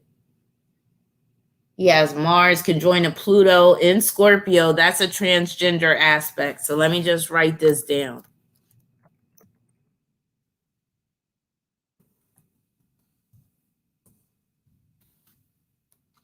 Especially because it's Virgo. And when I put out my Venus and Virgo video, which I will be doing in the next day or so. Yeah, you got that right, Dr. Dre. About Dr. Dre Akeda. When I put out my Venus and Virgo video, I'm going to explain this more in detail about how Virgo can pertain to transgender. Scorpio is the sign of transgender, period. Pluto is the planet that rules that, but Virgo comes into play when it comes to all the accoutrements that come with being trans. So, being trans is part of the grooming process, which is Virgo, is very, very much a part of being trans, because they have to start grooming themselves according to the gender that they're trying to become, which takes some adjusting. It requires you to assimilate, which is a Virgo term, assimilate into the lifestyle of the sex that you're trying to become. So again, if you're male to female, the male has to try to assimilate, which again is a Virgo term, into the lifestyle of a woman. And that takes steps. Virgo deals with steps. Virgo deals with processes. Virgo deals with a ritual that you have to go through in order to create that look. And part of that ritual can be hormonal treatments and all that stuff. So with Dr. Dre having Mars conjoined to Pluto in Virgo, that can be a transgender male that he's with. His moon is in Libra. Let me see if his moon is making any. So his moon is in quincunx with Pisces. So that right there can deal with a woman that is not a biological woman. So there's some type of fakery going on, or you could say that's a lie. The makeup, all that, that's where the Pisces comes in. So he does have some aspects in his chart that can make him prone to get with a woman that's transgender. To add insult to injury, he also has Venus square Neptune in Scorpio. And remember, I said Scorpio is the sign of trans, period. If that is a trans aspect right there. So that could deal with where his woman, represented by Venus, is really trans. So there it is right there. I'm convinced he has the aspects to prove it, to show it. And Pluto is also conjoined to Uranus, which can just deal with where, he's into that alternative sexual lifestyle or sexuality or whatever like that. Let me see. So about the brain aneurysm. So he has his North Node in the first house. First house deals with the brain, and just the fact that his North Node's in Gemini, that could deal with where his cognitive abilities are affected at some point as a result of that aneurysm that he had. So he might have lost some cognitive abilities, or he might have lost some, mental capacity dealing with that situation. But he might have already been mentally deteriorating. He also has, there it is too. That Mars conjoined to Pluto. And the thing is, that's a wide conjunction, but I'm still going to count it because Pluto is such a heavy planet. So it's definitely impacting his Mars. But that alone can deal with an issue involving his brain, but especially in terms of him getting surgery. But he also had Mars squaring his nodes. Mars rules the brain. When Mars is in Virgo, there could be some illness of the brain. And then with Mars squaring the South Node, that South Node's in Sagittarius. Sagittarius deals with the blood. So anybody that's in the healthcare field, y'all explain what an aneurysm is. I'm about to look it up too. Because is it where a blood vessel bursts in the brain? Because that would make sense with that South Node in Sagittarius. Let me look it up real quick. Brain. Because that's what he had, right? He had an aneurysm. So a weakness in a blood vessel in the brain that balloons and fills with blood. Oh, there it is. That's that South Node in Sagittarius, because Sagittarius rules the blood, squaring his Mars. So that's him having that brain aneurysm. A lot of times the South Node will produce health problems. It says most intracranial aneurysms occur between the underside of the brain and the base of the skull. The aneurysm can leak or rupture, causing life-threatening bleeding. Wow. Yes, he beat down D. Barnes. Yep. And that could be that Mars. First of all, Mars in Virgo can be prone to violence. It is a mutable Mars. There's this other guy. He's an MMA fighter, and he also did some porn. I forget his name. Sarah, we were talking about him briefly, and Sarah, you mentioned his name, but he was dating that Christy Mack, who was another porn star. But he had Mars in Virgo, and he beat her to a pulp. So first, I feel like Mars and Virgo is just a red flag, period. And if any guys, y'all have Mars and Virgo, I apologize if you're not like that. But you got to be careful with Mars and Virgo, man. They could be very volatile. They can resort to violence. So Lilith said, an aneurysm is when a blood vessel has a weak part. That part forms a balloon and fills with blood. And because it's weak, it bursts. Yep. So just like I thought, it's when a blood vessel basically bursts in your head. I was thinking he had the brain aneurysm because he was so angry about this divorce that's what happened. You know, sometimes if you get angry enough, you can have an aneurysm, which is why, you know, you got to be careful. And with his Mars in Virgo, it makes sense. He gets very angry at times, so angry that it's like he's going to explode.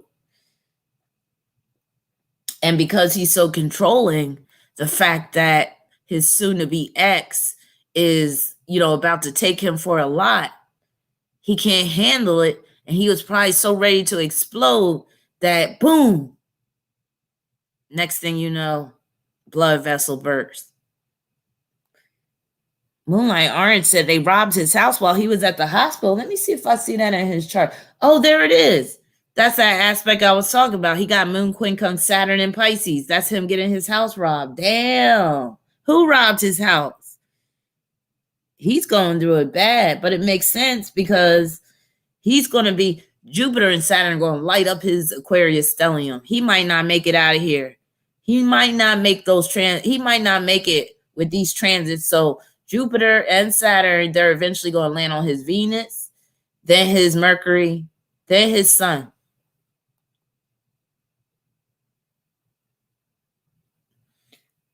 Omarion X is with him now, with Dr. Dre.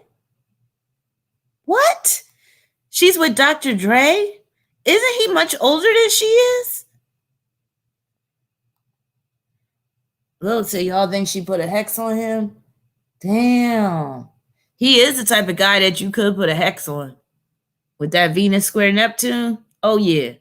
This chick probably put a hex on him, too. Damn, she got what? Now, you know she's money hungry. Damn. Okay.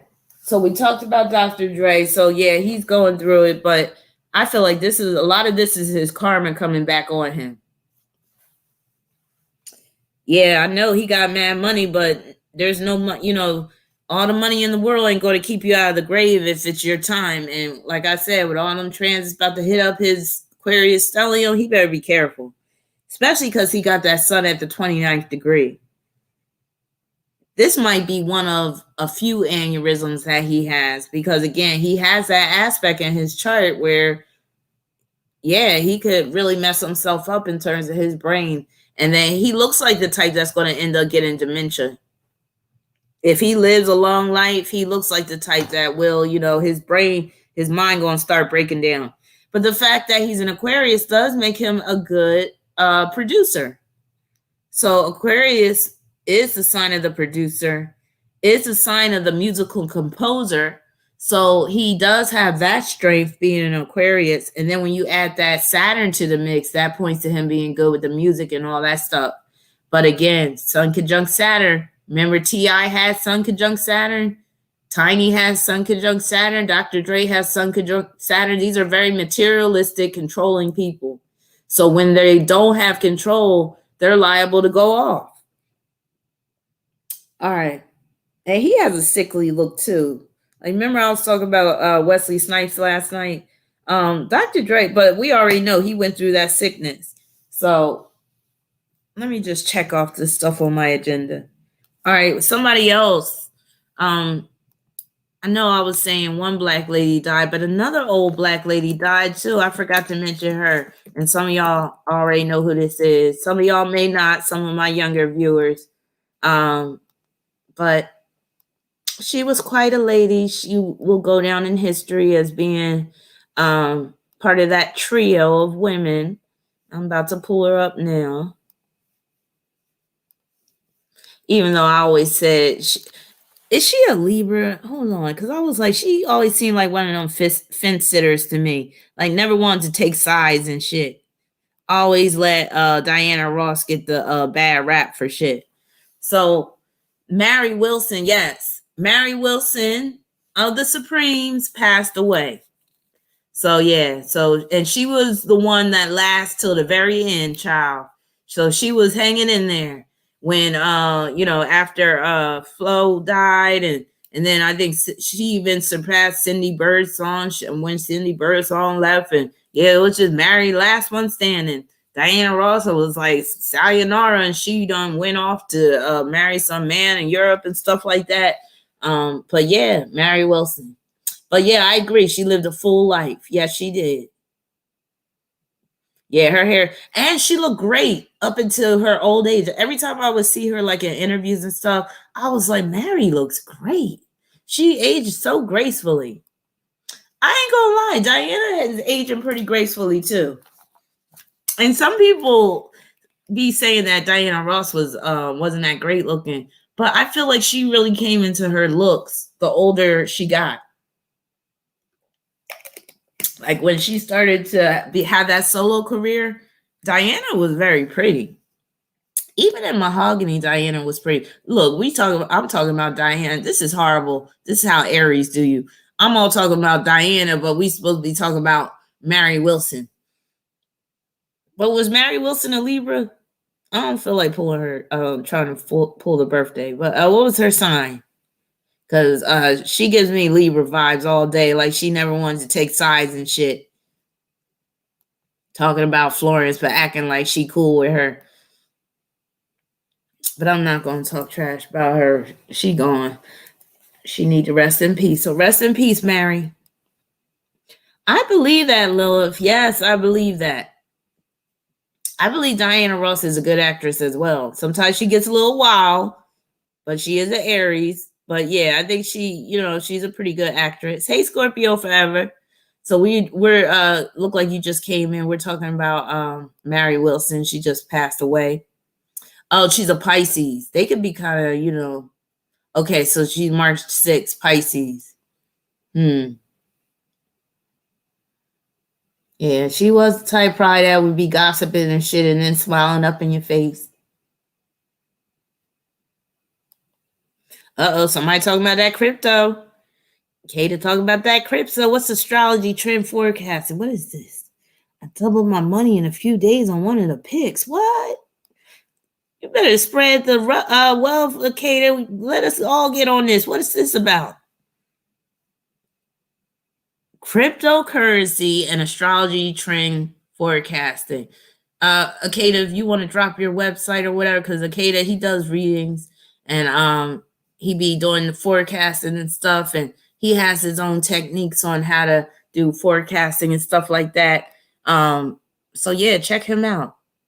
He has a YouTube channel.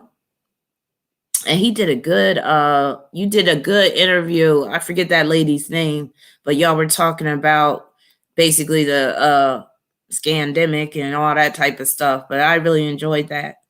But yeah. So for those that are into that cryptocurrency, you might want to see what that's about. Me personally, I'm kind of scared of that cryptocurrency, but that's my Taurus South Node. That Taurus South Node has me all like, oh, cryptocurrency, what's that? Can we trust that? But yeah, I don't know. Maybe I need to get on in it too.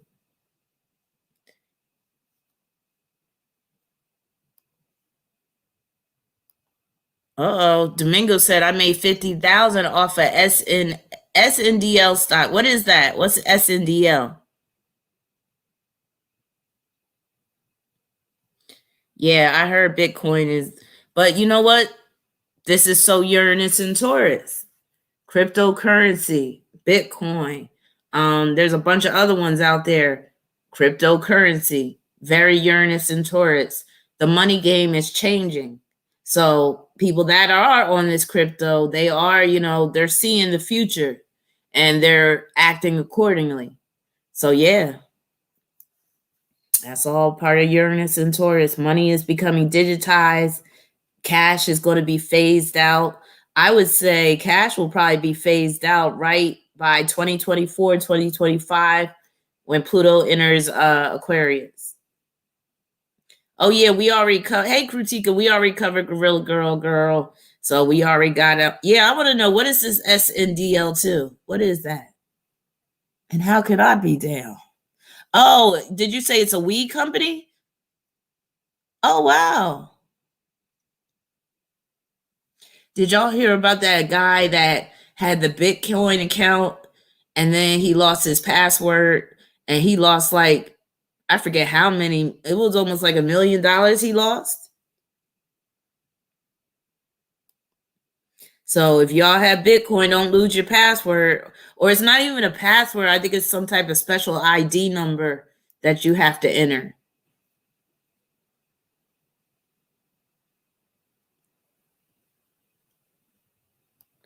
All right, so wait a minute. What else do I have on my list? Okay, let's see. So we talked about Mary Wilson. We talked about okay. We talked about this dude already, but we need to like kind of revisit this because now he's coming out denying the allegations. And I feel like I really didn't do his chart enough justice, and we can look and see if he has anything in Aquarius as well. Ew. I don't know what she saw in this dude, but he is not cute to me.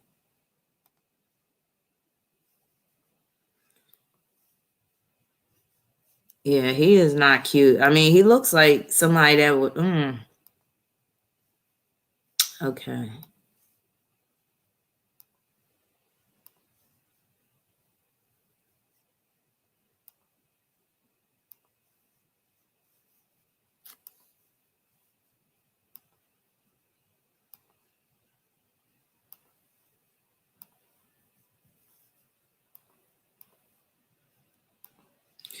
Okay, so it's come out recently that Shia LaBeouf, he's denying the allegations that FKA Twigs put out against him about him being abusive and him acting crazy with her and all this stuff. So I wanted to take a look at his chart real quick again and just reiterate some of those red flags that I was talking about, and maybe I'll see some more stuff that comes up. I also want to see if he has traits of being a liar in his chart. And I'm going to look at some of their synastry aspects because you can see signs of abuse in the synastry. But that's so common of abusers. I mean, abusers, they lie. Most abusers aren't going to tell the truth. Exactly. Sarah said all abusers deny it. Yeah, it's like they have selective memory. They could have just knocked you out 5 minutes ago and then say they didn't do it. Kit Kat said he low-key kind of fine. He all right. Don't listen to them say he looks abusive, Neanderthalish.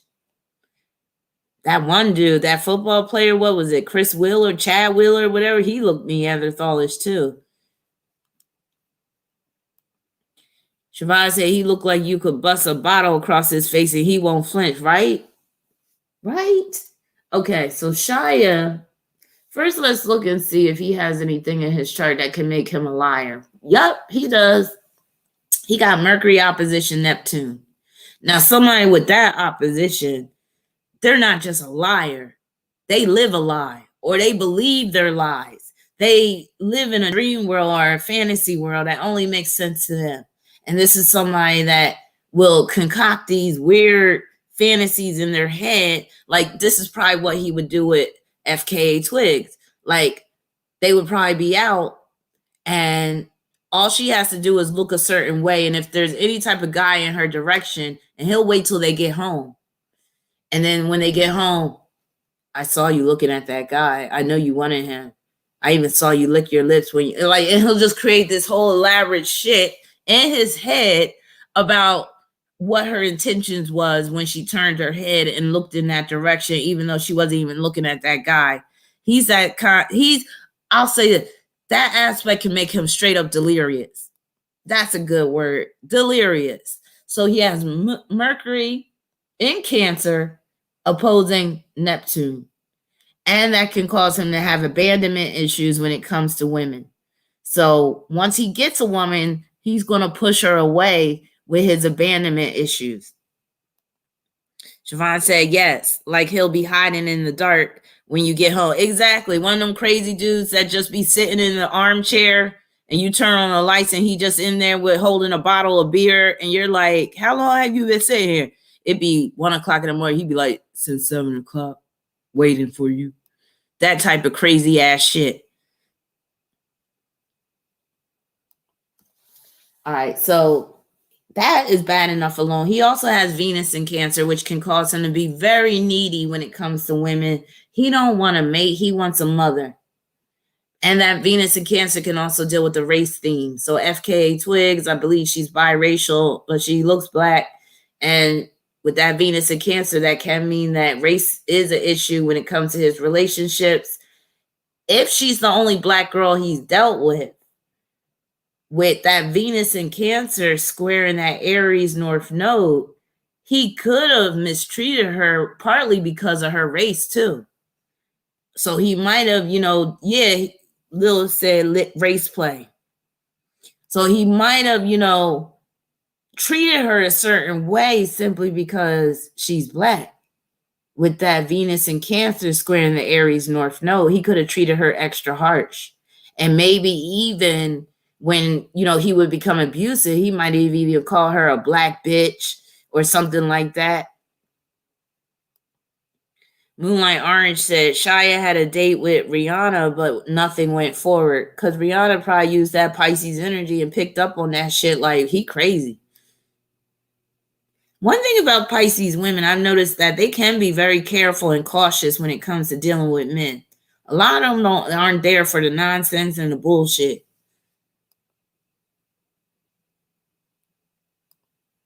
Scorpio Forever says, see, be careful dating Caucasian men. Just make sure they don't have underlying motives. Like, I feel like he's the type that fetishizes black women. And that could be that Venus square Aries North Node, squaring his Libra South Node. So he could have that fetishization going on.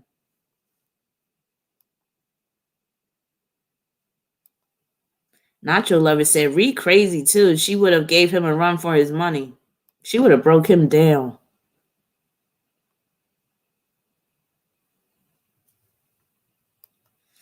You said that's a lie. What's a lie?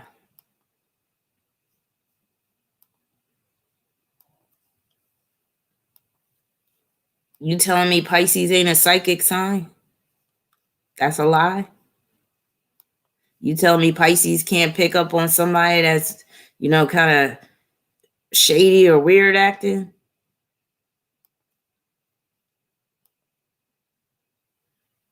Aries just does. They don't feel like, oh, this don't feel right. Aries just jumps right in.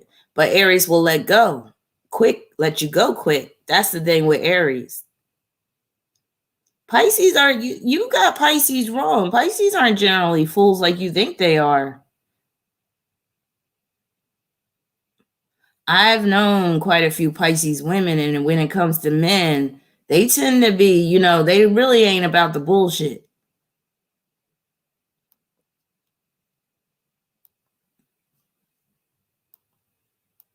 But that Aries energy is what will make make you cut the person off really quickly, like lose interest really quickly. But yeah, Pisces has that sixth sense. So sometimes they just pick up on the fact that somebody ain't right. Uh-oh, somebody's saying cryptocurrency is evil. Stay away from it. Yudi, the model, says Superhead said that Bill Maher had a superiority complex when dealing with his black girlfriends too. Yeah, sometimes you got to be careful about that.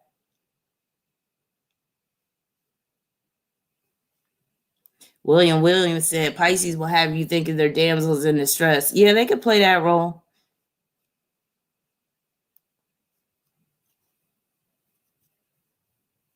Who's the Chucky of the Zodiac?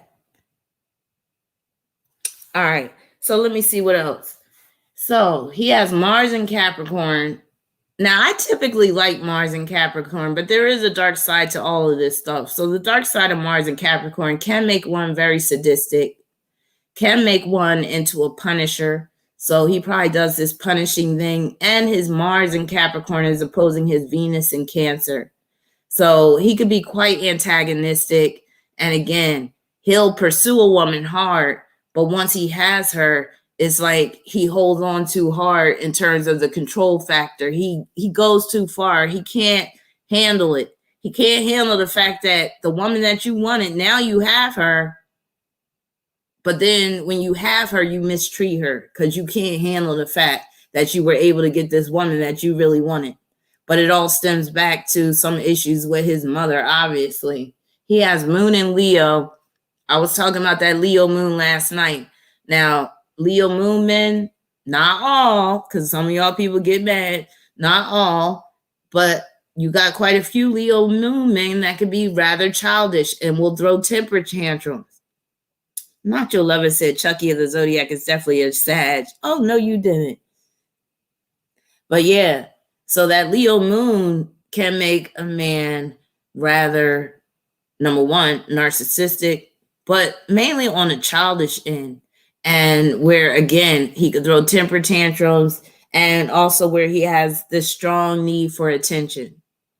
Yeah, here it is. She is attention craving here in this pic too. So, yeah. What else this fool got? Oh, yeah, let's not forget he has Sun conjunct Chiron. That could be somebody that is just either they're offbeat, they're weird, or they're just one of those people that are dysfunctional, or they're just very uncompromising, very willful. You know, it's going to be very hard for you to be in a peaceful relationship with this person when things do not go their way. This is somebody that always wants things to go their way. Then he has Sun square Jupiter in Pisces, which can make him a drug addict, alcoholic. Let's look at FKA Twig's chart, because she must have some red flags too dealing with men. Now, I don't have her time of birth, but we can still see some stuff. So she has Mars in Sagittarius. So somebody with Mars in Sagittarius, a woman with Mars in Sagittarius, she might end up being in an abusive relationship, but eventually she's going to seek justice.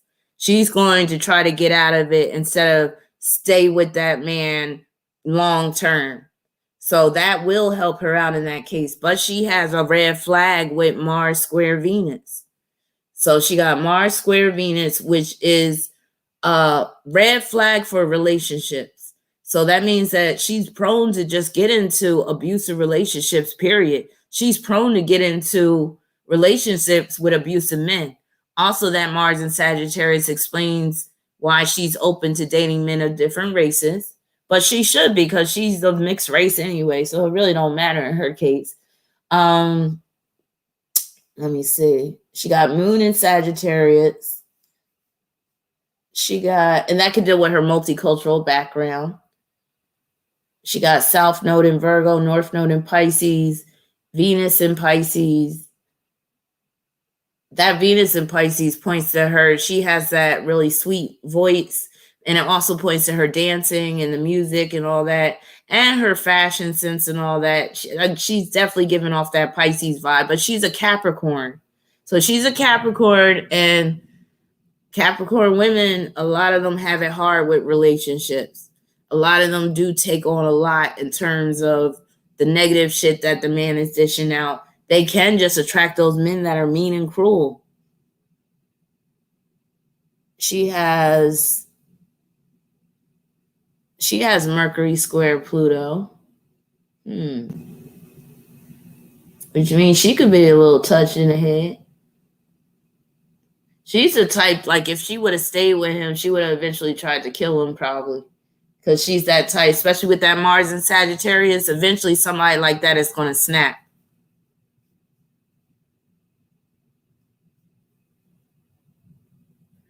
Let's see, what else? She has Saturn in Sagittarius, opposition Chiron in Gemini. That's her telling her truth to the media, talking about the wounds she received and all that, and that can point to her court testimony. But the main red flag in her chart is that damn Mars square Venus. So it doesn't matter. Like, basically, all of her relationships can be shit with that Mars square Venus. It's going to be very hard to overcome that Mars square Venus. She could get with a black man and still get beat down, or any type of race and get beat down with that square, Mars square Venus. So she has it pretty bad. Yep, she got it pretty bad. William Williams said, "Cap women either bullying their men or getting bullied by their men." It's very hard to achieve balance in a Capricorn relationship. So I'm not surprised she went through it with this dude. I'm not surprised at all. So that's Shia LaBeouf. Let me see who else I have on my list. Oh, one of the things I wanted to ask you guys, I've had a Patreon account for like the past 2 years, maybe 3 years, but I never launched it because I wasn't sure if I even wanted to do Patreon. And if I do Patreon, I don't want to half-ass it. I want to do it right. So I got an idea the other day, and I want to know if some of you guys would be interested in becoming a Patreon member if you wanted me to get deeper into more of the conspiracy stuff. Because I was thinking, because you know how I'm all into conspiracies and stuff, but some of the stuff is a little too heavy for the average YouTube user. So if you wanted me to go deep with certain conspiracies and stuff and go really deep with some of these celebrities and stuff like that, then I could do it on Patreon. And for those that really want to go deep with me, then y'all could sign up for the Patreon, and then y'all would get those special videos where I get deep into, and we could get into all types of conspiracies. We could talk about celebrities. We could talk about the government. We could talk about different types of stuff, historical shit, all that stuff. Yes, all that Illuminati mess. Yes. So I'm seriously thinking about doing it.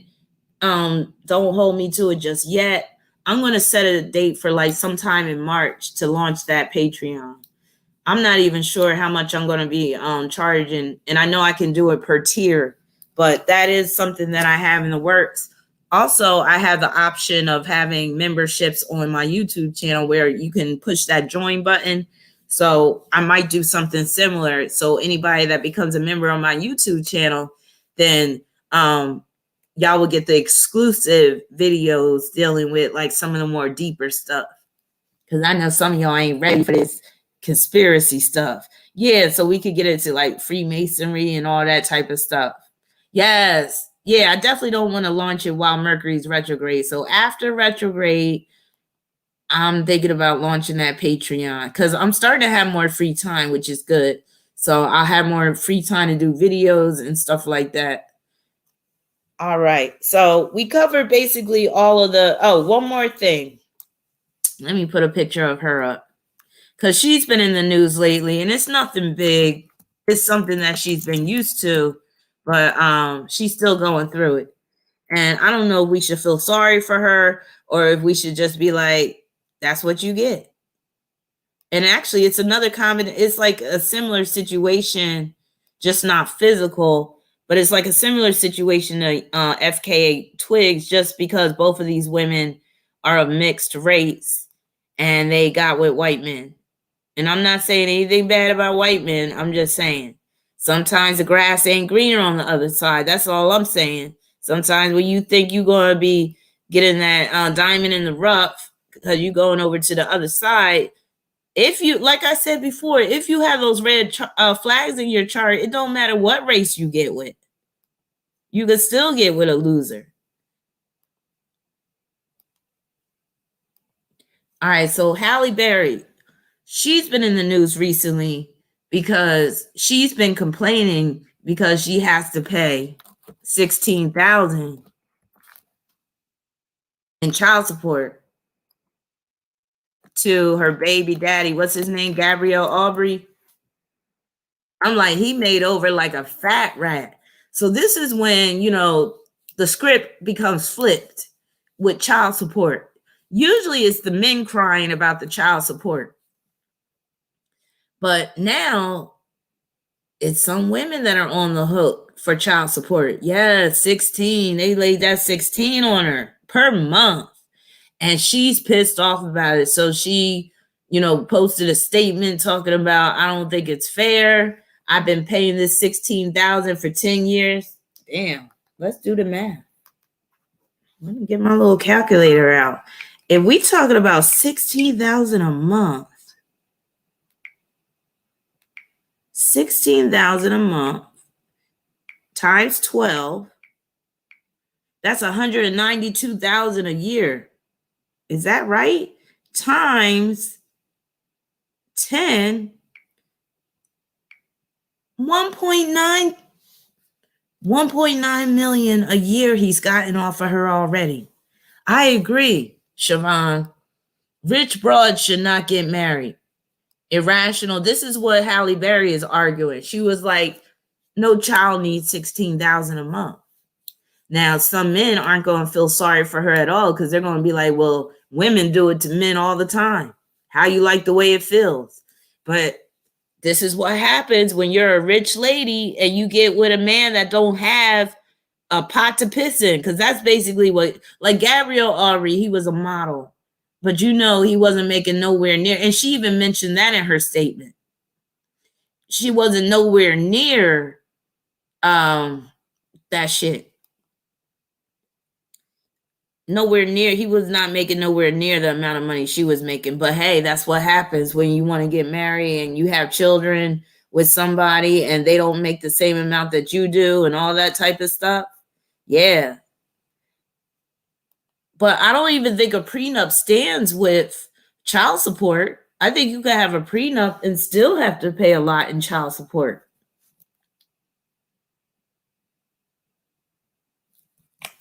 Chelsea said, rich women should be like Oprah. She is smart. I agree. Ain't nobody would be getting my hand in marriage. Because most marriages just don't last. Oh, thank you so much, Adrian. That is so sweet. Thank you so much. Very much appreciated, especially after the week I've had. Lord have mercy. I feel the same way, Latasha. I feel like it was his end goal, too. I feel like he really finessed the shit out of Halle Berry, and she just didn't see it coming. And she is a Leo, and Leos can be naive. So, yeah, he finessed that shit. He just laying around babysitting his kid now. Yeah, from Halle Berry's statement, it sounded like he wasn't working. Sounded like he just got his feet kicked up. He probably got a babysitter watching the kid while he just does what he wants and shit.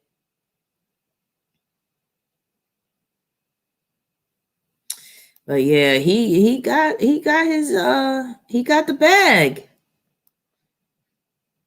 He got the bag. And the thing is, I think she tried to get full custody, but I think he ended up being able to fight that, and they were able to get the double custody or the joint custody or whatever.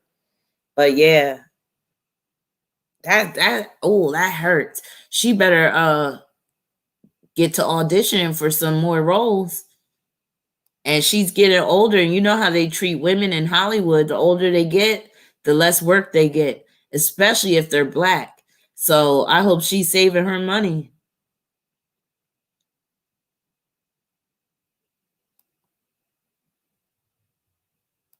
Lil said he don't really want to use that white privilege he got. Well, he's definitely privileged now, messing around with Halle Berry. All right. Now, all the Black dudes that Halle Berry messed with, they was probably like, damn, why did I knock her ass up? Damn. All right. So now we just going to get into Aquarius before I close out for tonight. So I'm not going to be on long. I got work to do. But anyway, where we at? So some Aquarius celebrities, I already mentioned some. So we got Jennifer Aniston, I already mentioned her. Sharon Tate, she was one of the Manson murder victims. She was Roman Polanski's wife. So she was an Aquarius. Shakira, Justin Timberlake, Oprah Winfrey, we already talked about her. Paris Hilton, Wolfgang Amadeus Mozart. I love that movie, Amadeus. And if you want to see like a classical version of how Aquarius gets down, watch that movie, Amadeus. He does a good depiction of how just off the wall and just rebellious and just out there that Aquarius can be, and funny too. James Dean was an Aquarius. Ellen DeGeneres, Bob Marley, like I said, Bobby Brown. Somebody mentioned Bobby Brown. Robbie Williams, Michael Jordan. Oh, God, let's talk about Michael Jordan. He's definitely not the humanitarian type of Aquarius. He is mean. And he has a bad gambling addiction, like I was telling one of my students the other day. And he's the type that won't pay back his gambling debts. And that's very Aquarius, because Aquarius has that sense of entitlement. So Michael Jordan has a huge sense of entitlement. And I would even say Michael Jordan is the dark side of Aquarius. Because again, he's mean. A lot of celebrities have said that he's mean and he's rude and he don't respect certain people and stuff like that. I think his dad did. Is that how his dad ended up dead? I think his dad did have a gambling addiction. He probably sacrificed his dad off of a gambling debt. I wouldn't put it past Michael Jordan. I'm glad you brought that up, Scorpio Forever, because I feel like Michael Jordan is that cold and callous. Like, they probably called Michael Jordan up and was like, yeah, your dad owes us like $500,000. We're going to kill him if you don't come up with this money. And I can see Michael Jordan just hanging up the phone and just saying, fuck it. Next thing you know, dad being found dead in his car, because I think they found the father dead in the car, didn't they? I wouldn't be surprised if Michael Jordan didn't even rescue his own father with that gambling debt and the mob took his father out. I think Michael Jordan is that damn cold. The Weeknd. His eyes are always red, aren't they? Maybe he's a heavy drinker. I noticed that too, though, Awkward Letter. His eyes are always red. But maybe it's just the evil spirit in him. All right, so the Weeknd is an Aquarius. It makes sense. He looks like an Aquarius. Some people look like Aquarius, some people don't. But usually I could pick an Aquarius out of a crowd. There's just certain features that they have. And a lot of times you could tell them by their hair, too. That damn Alicia Keys is an Aquarius. A lot of people don't like Alicia Keys, and for a good reason. Not just because she's a man stealer, but in a home wrecker, but because she just comes across as phony. And I never thought Alicia Keys was that great of a singer. Did y'all ever think that Alicia Keys was that great of a singer? Especially when she started coming out with these songs like, "This Girl Is on Fire." I hated that song. I was like, Alicia, please, what are you doing? Yeah, I don't even think she's that even great on the piano. I mean, come on, let's be real. And if you saw all the positive aspects that Alicia Keys has in her chart, it just shows you that she just had it easy. Like, her rise to fame came very easily for her. This girl is on fire. Okay, for those that thought I was just, making shit up about Aquarius being the atheist or agnostic, guess who's an Aquarius? The Antichrist. Let's look at his chart. So the Antichrist is an Aquarius, supposedly born on February 5th, 1962. Let's look at, so he has his sun in Aquarius, moon in Aquarius, sun and moon in Aquarius, cold as shit. And his ascendant is in Aquarius. Let me see what else.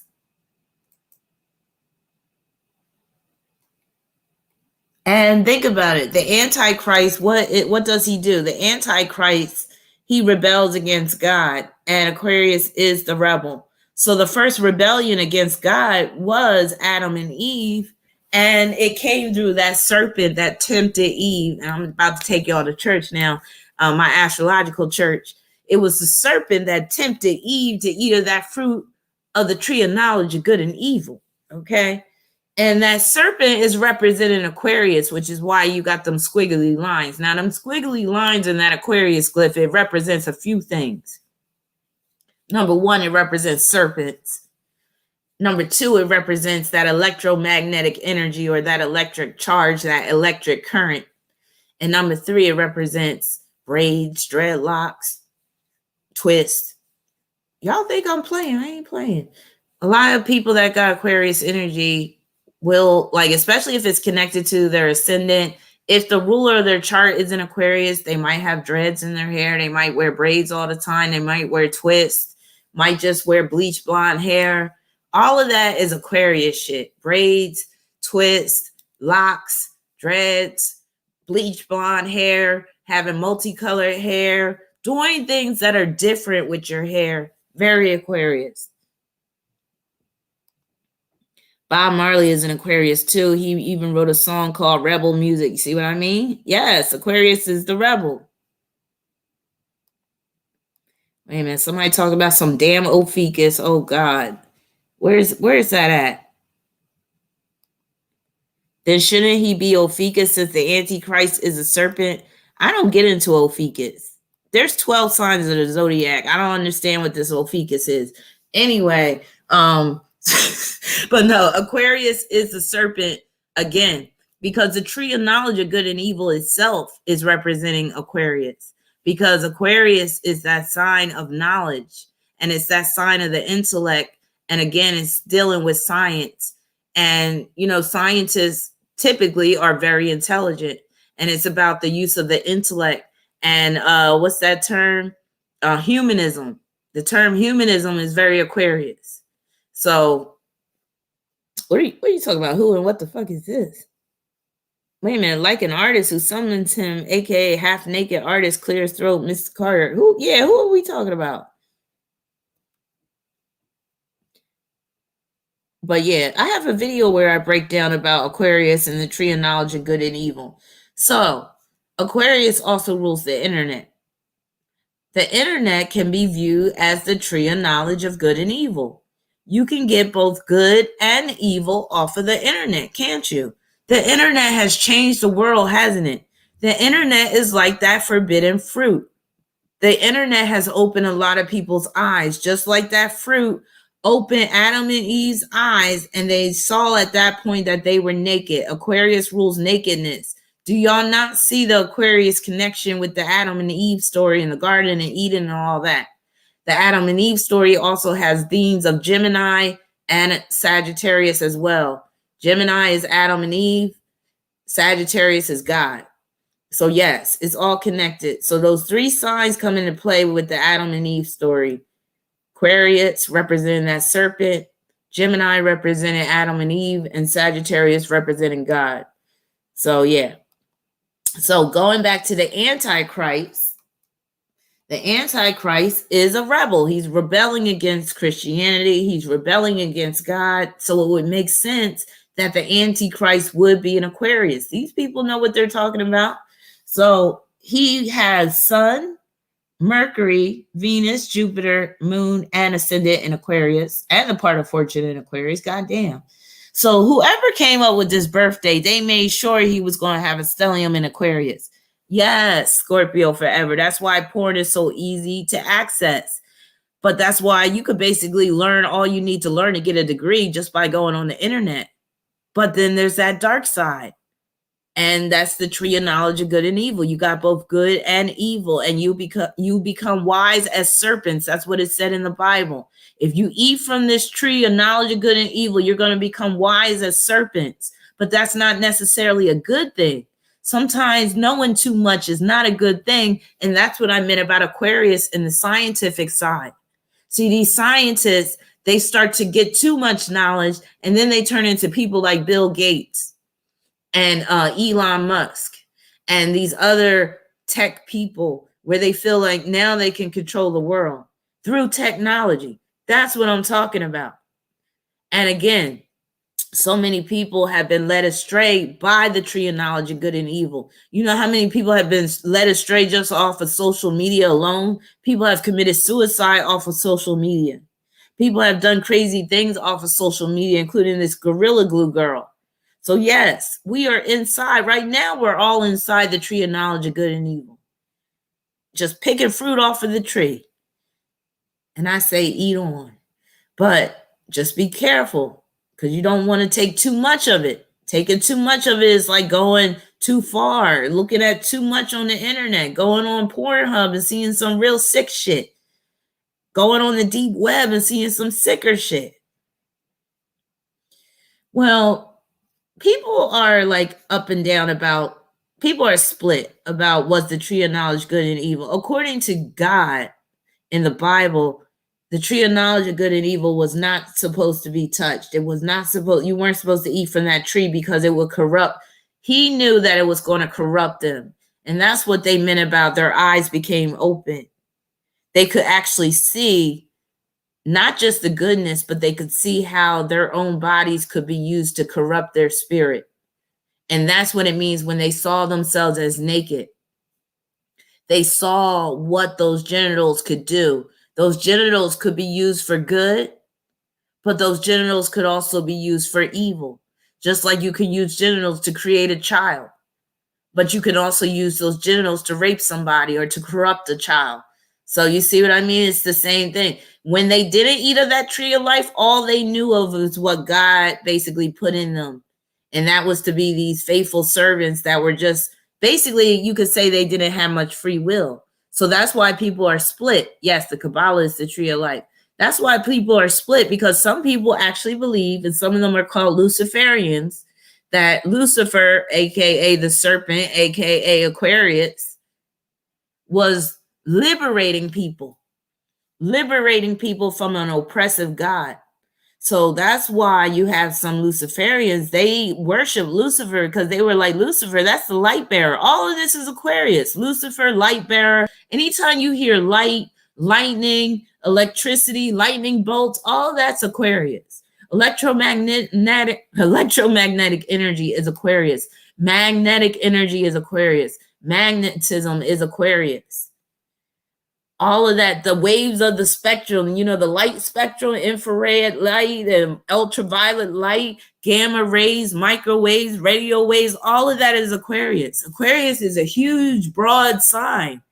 It no longer is personal. That's another thing y'all got to keep in mind about Aquarius.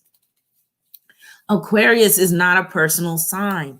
And that's why you have some Aquarians are very out there, because they're not in touch with the persona or the personal side of life like other signs are. Once you get up into the levels of, you can even throw Capricorn in there, but even more so just Aquarius and Pisces, that's where you're not in that personal realm no more. Those two signs are so broad. And that's why both of those signs are prone to mental illness. Now, I'm not saying Pisces individuals, Aquarius individuals per se are prone to illness. You don't even have to be a Pisces or Aquarius sun. All you have to do is have like Jupiter and Pisces squaring your Mercury, and that could be mental illness right there because of the Pisces influence. Or you could have Jupiter and Aquarius squaring your Mercury, and that could be mental illness right there because of the Aquarius energy. Hey, Urban Buddha. Yup, in tarot, it's the star card, bringer of light. Yes. And you see she's naked. Telling you, they know this stuff with astrology, the tarot connection, all that. You see the star card, the woman is naked in the card. Again, their eyes became open and they saw that they were naked. When you're stripped bare, when you're stripped naked, it's like you see things for what they really are. The good and the bad of it. See, a lot of times people don't want to think about the evil part. People don't want to think about the evil that exists. People don't even want to think about the evil that exists within their own sign.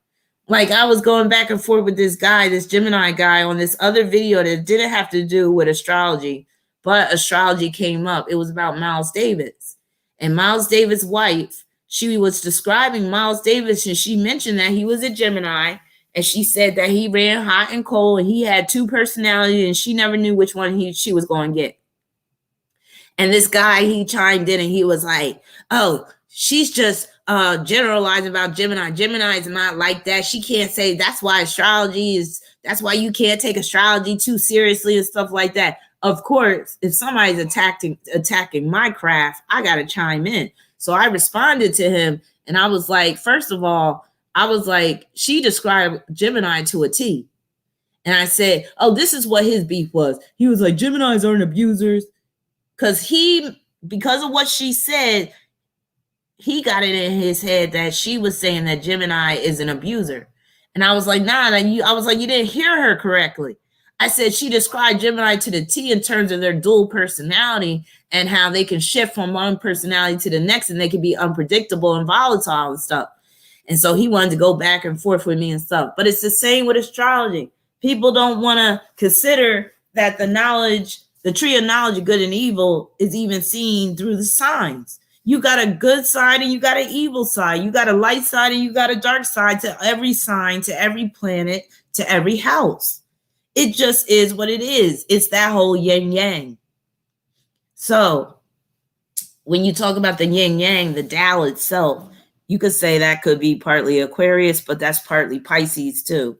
But that can also be a little bit of Sagittarius too, when you're taking the whole Tao symbol into account instead of just looking at the yin and the yang and separately.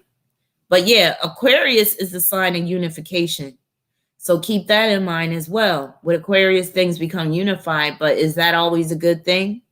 There's this thing called groupthink, which is very Aquarius as well. And that's what a lot of people are starting to lean towards, that whole groupthink, where people don't have their own individual opinions no more because nobody's utilizing their critical thinking skills.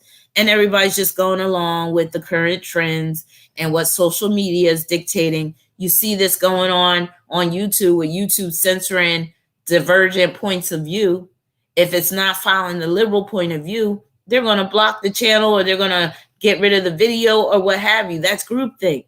And this is part of the Age of Aquarius, where they want one mind. They want a hive mind. They want that single mind where everybody thinks the same and everybody acts like a robot.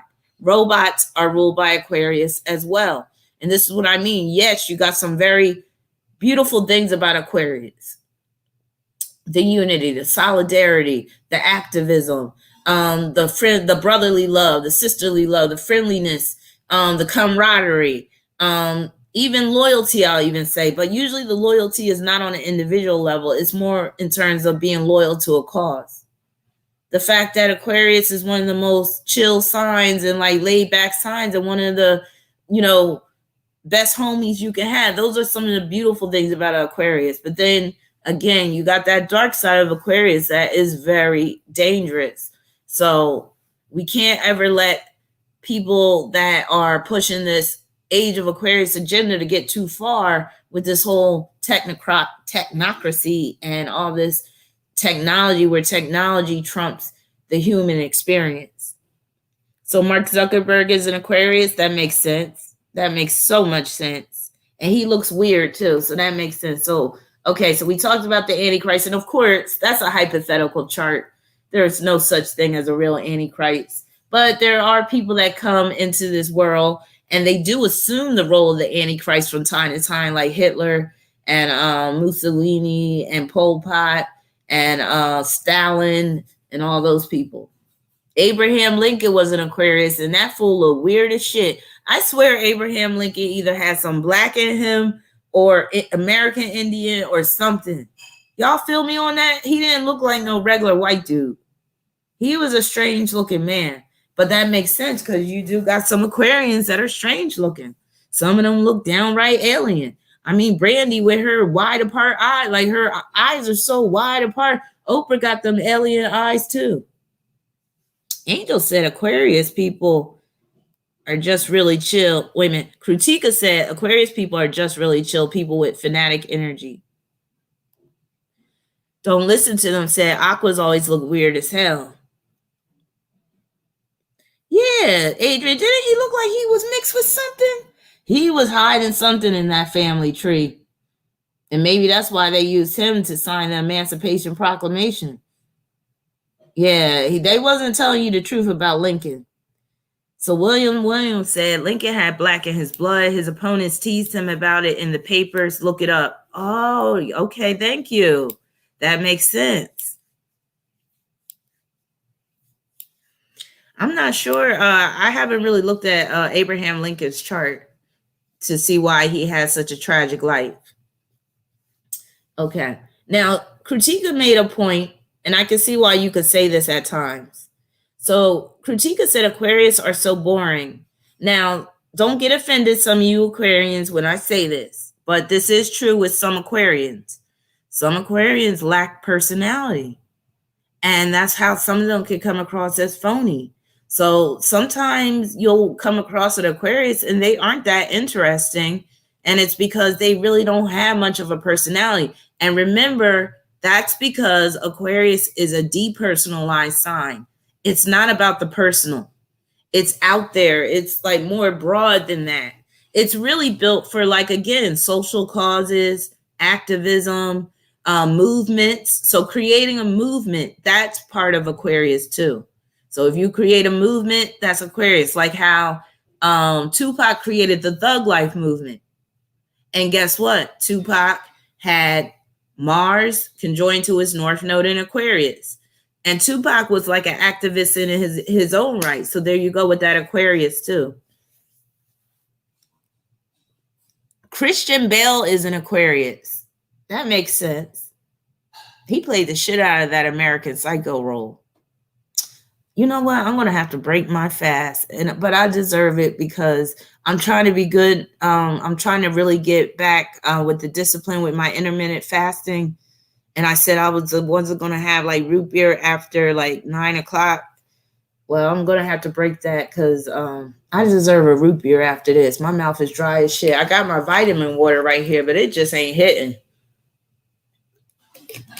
Even though I be drinking this, I drink the Power C Dragon Fruit vitamin water. And I swear it's like Kool-Aid for adults. It's all it is. It tastes like some watered down Kool-Aid. Tastes like watered down red Kool-Aid. That's why I like it. But I am getting back to drinking more plain water though. So for y'all water freaks, don't worry. I'm starting to get more of my water intake. Because this vitamin water, they call it water, but that's some watered down Kool-Aid. That's all it is. They think they're fooling people. John Travolta is an Aquarius. Now, John Travolta, let's pull a picture of him up. I wish I could pull a picture where it's like before and after, because he has that Aquarius syndrome too, where he goes through, like he went through drastic changes in terms of how he looks. He's another weird one, pervert. So remember I said Aquarius can be a pervert, and it has been reported that John Travolta has done some perverted things. Do y'all remember when it came out where he was molesting his masseuses, his massage therapists? They basically came out and they was like, yeah, John Travolta, he was grabbing my nuts.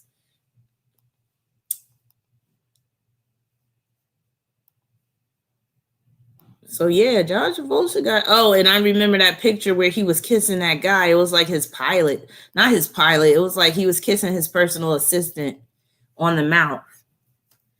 Now, I ain't gonna lie, John Travolta kind of had it going on back in the day.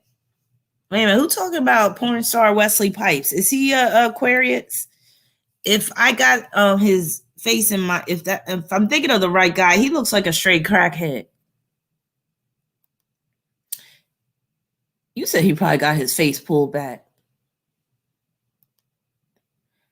A Young Soul said, oh no, John Travolta is a creep. Yeah, he is a creep. Now, yes, he did lose Kelly Preston. And you know what? I don't think that was really in the news, was it? I'm done with you, William. Wait, where William at? I got to highlight this comment. Yeah, he ain't hiding it no more. I'm just saying he's suspect because he lost his son. His son died. And how did his son die? It wasn't as some type of either allergic reaction to a drug or something. And now his wife, Kelly Preston, dies. I agree. His face does look like a mask. Actually, his head looked like a penis. He got one of them penis heads. But, yeah, remember his son died? So Scorpio forever said it was chemicals he was exposed in the house. That sounds hella sus. He probably sacrificed both his wife and his son. Cameron said back in the day he could have grabbed my balls from behind. Back in the twists of the fat. Now, are you talking about back in the day, Saturday Night Fever, John Travolta? Are you talking more on the Look Who's Talking, John Travolta? Which one are you talking? Are you talking about like the 80s era John Travolta, like that was hot? Or are you talking about the Saturday Night Fever, Welcome Back Carter? Wait a minute, what's Twisty in? I don't think I've seen that movie. Yeah, he was in Face Off. Oh yeah, he was hot in Grease too. He was kind of fun. I'm telling you, John Travolta had it going on. He even had a nice ass. And I have to admit, that scene in Saturday Night Fever where he does that dance scene, You Should Be Dancing, he knocks it out the park. Oh my God, I love his dancing in that movie. You should be dancing, yeah. I like Look Who's Talking. Look Who's Talking was good. But yeah, don't he take on different looks? And let's not forget, he played in that movie Hairspray and he got dressed up as the fat woman. Yes, wasn't he hot in Grease? Grease lighting, go Grease lighting. I had that DVD. Oh, Grease lighting. When him wearing all that black, he had a nice little body, had a nice little ass going on. Yeah, had that thick black hair. And then again, when he played Tony, what was his name? Tony Marino in Saturday Night Fever. He was hot as shit. Yes, he did.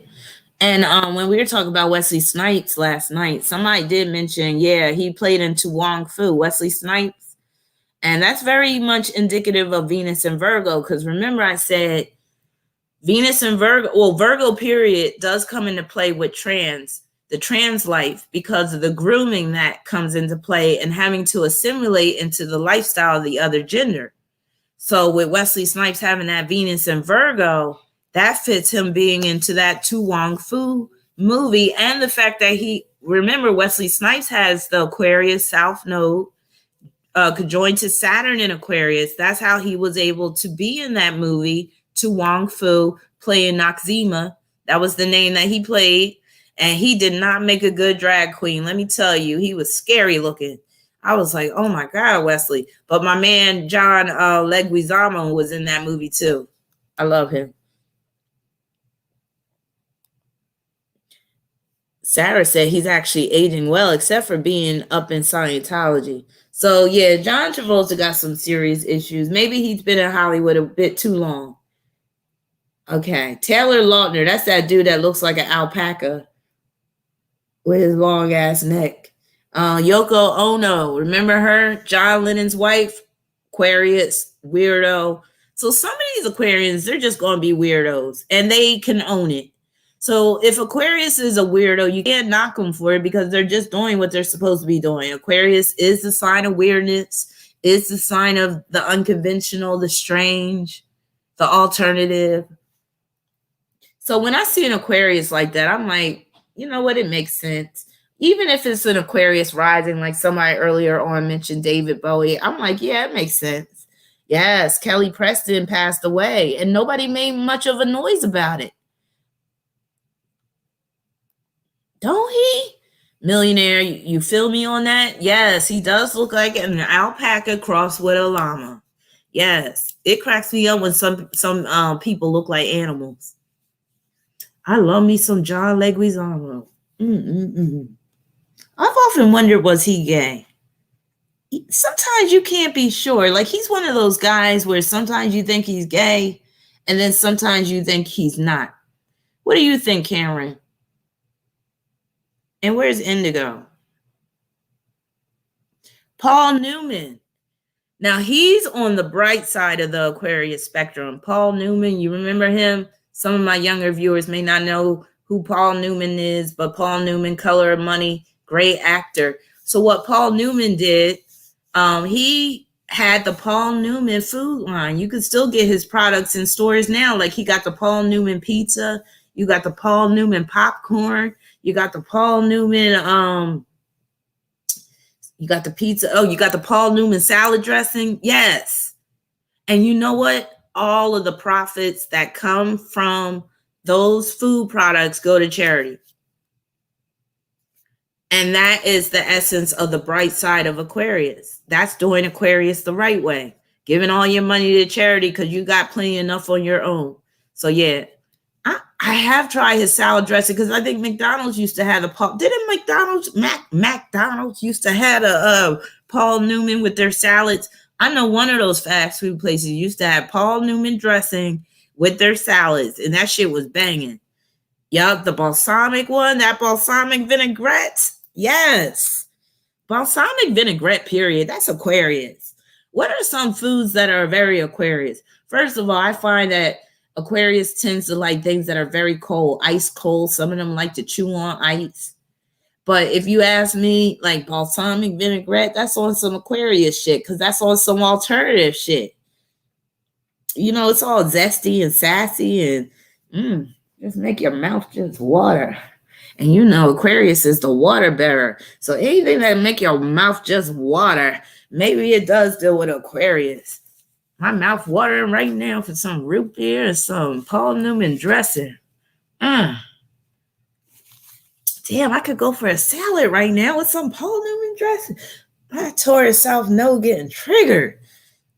Okay, Ashton Kutcher, he's an Aquarius. Is he? He looked like one. Okay, so we talked about Paul Newman. What about this XXX Tentacion? Didn't he die? So he's an Aquarius. Makes sense. Another weird one. Another one that looks weird. Oh, yeah, y'all like that sour shit too? Yeah. Both my daughters. So my oldest daughter, Aquarius, loves the sour shit. My second daughter, the Pisces, but she got Aquarius rising, Venus in Aquarius, South Node in Aquarius. She loves sour shit too. Yeah, so the sour shit, especially like them Sour Patch Kids. Oh my God, my daughter's nickname, my oldest daughter, the Aquarius, her nickname was Pop-Tart. Both my daughters like Pop-Tarts too. My Pisces daughter, I don't think she really like Pop-Tarts anymore. But the oldest one, I would always have to buy her the cinnamon sugar Pop-Tarts. Yes. And my oldest Aquarius daughter, she loves things that are frozen. So even like a piece of cake, she'll put in the freezer. Sour Patch Kids go in the freezer. Candy, basically any gummy candy. And she loves that peach.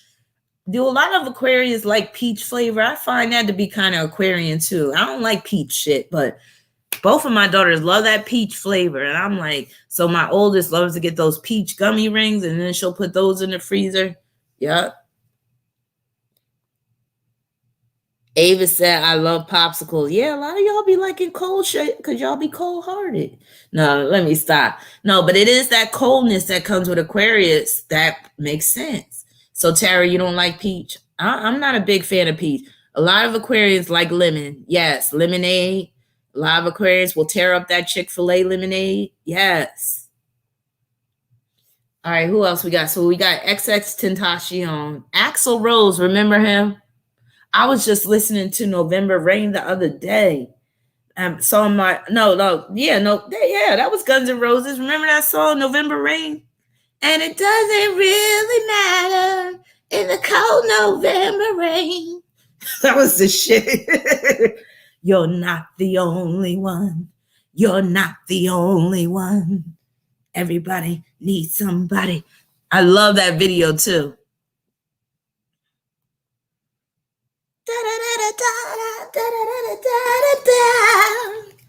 He had that falsetto voice. And how about this? Remember I told you about Aquarians with the braids? Remember when Axl Rose put them cornrows in his hair? Remember that? And he had that bleach blonde hair, yes. And Justin Timberlake, didn't Justin Timberlake dye his hair bleach blonde, or was he a natural blonde? I think he's went through some hair color changes. And Justin Timberlake, that explains why he pulled Janet Jackson's boob out. Again, the perversion. Okay, who else we got? Princess Stephanie of Monaco, Gia Karanji. If you've never seen that Gia movie, watch it. Gia is, oh yeah, Justin had braids too. That's right. Yup, telling you. Gia, remember the if you never seen that movie, Gia, it was an HBO release. Check that out because that's a good depiction about how Aquarius can be. Angelina Jolie starred in that movie. Let's see. Emma Roberts. I don't really know much about her. Ronald Reagan with his old fogey ass Aquarius. And it makes sense because Ronald Reagan, who was, I forget what number president he was, y'all could tell me, but he was a president in the early 80s. So Ronald Reagan, he came out with a speech and he was talking about an alien invasion, and Aquarius rules aliens. And guess what? Ronald Reagan had a personal astrologer. I forget her name, but it was actually coming from Nancy Reagan, but Ronald Reagan, he would listen to this astrologer as well. So basically, you know how the president has different advisors? The president will have a spiritual advisor. Well, Ronald Reagan's spiritual advisor was an astrologer. Let me look up her name real quick. I can't believe this search engine is on Yahoo. This is so messed up. I can't wait to do a virus cleanup thing. And how is this even happening? Ronald Reagan's astrologer. Her name was Joan Quigley. So yes, one of our presidents of the United States used to get advice from an astrologer. So let me read a little bit about Joan Quigley. And Yahoo is so ugly, like it's so basic looking. Joan Quigley, so she was born April 10, 1927, Aries, of San Francisco, California, was an astrologer best known for her astrological advice to Reagan White House in the 1980s. Quigley was born in Kansas City, Missouri. She was called on by First Lady Nancy Reagan in 1981 after John Hinckley's attempted assassination of the president, and stayed on as the White House astrologer in secret until being outed in 1988 by ousted former Chief of Staff Donald Reagan. Okay. It says virtually every major move and decision the Reagans made during my time as White House Chief of Staff was cleared in advance with a woman in San Francisco who drew up horoscopes to make certain that planets were in favorable alignment for the enterprise. Isn't that amazing? So yes, one of our presidents was into astrology. All right. Megan Thee Stallion. Did anybody mention her yet? I didn't realize she's an Aquarius. So Megan Thee Stallion, some people have speculated that it's really Michael the Stallion, but I'm like, hey, and Stallion is a male horse, ain't it? So I'm just like, I don't know. I don't know much about this person, but I know that she's a rapper and some of her songs are okay, I guess. But I don't know. But yeah, so Scorpio forever, you're saying she's a dark-sided one? So you're calling her dark-sided Aquarius? She was born on February 15th, 1995. So she's only 1 year older than my oldest daughter. Damn, that make me feel old as shit. Because when I look at her, I'd be like, that's a full-grown woman. Actually, my daughter is a full-grown woman too. And it's hard for me to believe that. Like, my daughter turned 27 this year. I'm old, y'all. I can't believe I got a 27-year-old. Good thing is I don't look like I do. But yeah, my oldest is 27. She turned 27 on February 3rd. So I am old. All three of my kids are officially adults. My youngest turned 18 last November. My Pisces daughter, she about to turn 21 on February 23rd. Yeah, my kids are getting older. I'm getting older. It's just crazy how time flies. And I was just saying today, yes, I still got that young spirit. I still feel like I'm 25. I was saying today, I was like, youth is priceless. Don't waste it. Have as much fun. Do what you want to do when you're young, because the older you get, the more your body starts breaking down. Oh, thank you, awkward. The more your body starts breaking down, the more just you get tired, all that stuff. But youth is so precious. So really, for y'all that are still in your 20s, even for y'all that are still in your early 30s, do the damn thing. Like, the world is still your oyster, even though we're dealing with this scandemic and pandemic and all this crazy stuff. If you want to travel, do it now, because they might start really, creating some restrictions. But yeah, Nurse Tara said youth is wasted on the young. It does seem that way, don't it? I was just thinking back to when I was like my Pisces daughter age. I was like, damn, I was all cute and trim, and I could wear little shorts and little skirts and stuff and be prancing around. And now I just look like some Humpty Dumpty fell off a goddamn wall. I'm like, damn, age will do a job on you, especially if you have some kids. I'm just like, damn. Scorpio Forever said, yes, youth is precious. And yes, don't let dudes and women hold you down. And don't get stuck in struggle of explore the world. Exactly.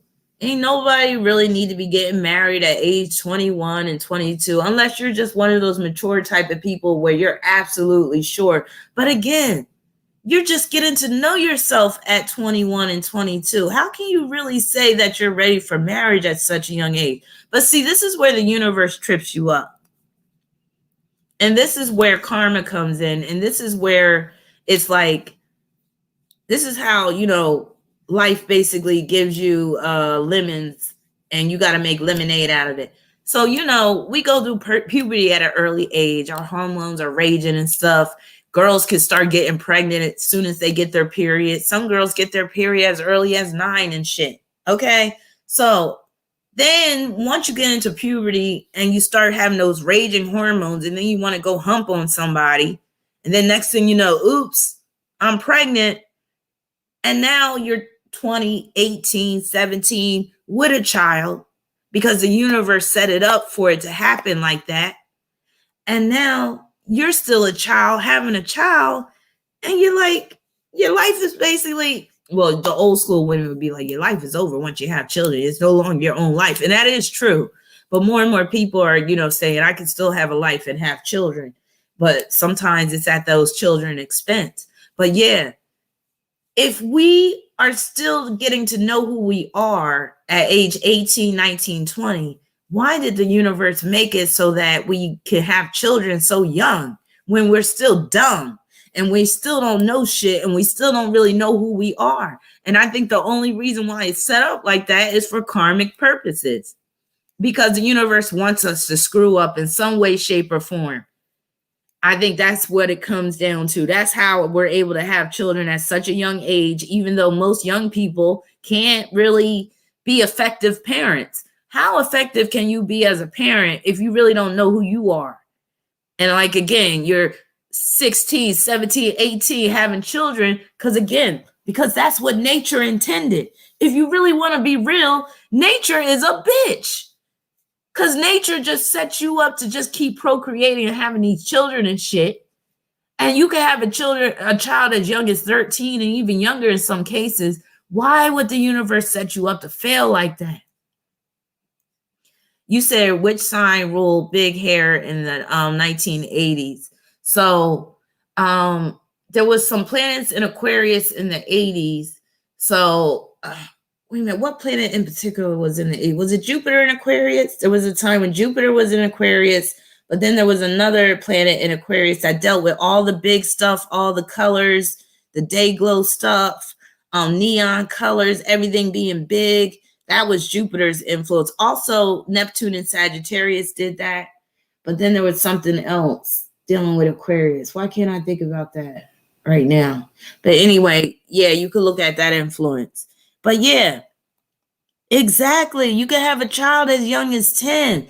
Why would the universe set it up like that? Exactly. The universe is always testing us. The universe wants us to screw up. Do y'all get it? Because again, that's the way we inherit that karma. Like, that's the way we live out karma, because the universe has it in place for us to fail.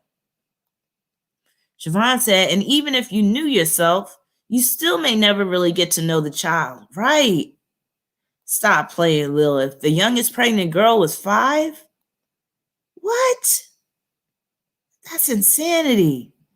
Moonlight Orange said, born to lose, dying to win. Yup. William Williams said, because there's no good or bad in the universe. It's not what you do, it's how you do it, right? But again, I feel like it's kind of unfair the way we are set up to fail like that. Because again, if we're supposed to be these responsible parents, why is it where nature made it where we can procreate so early? boys and girls. Why is it like that? It's ridiculous. So anyway, moving down the list.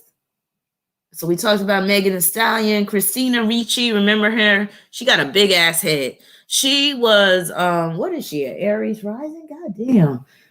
No, she's a Virgo rising. But yeah, she got that big ass head. Let me see if she got something in Aries.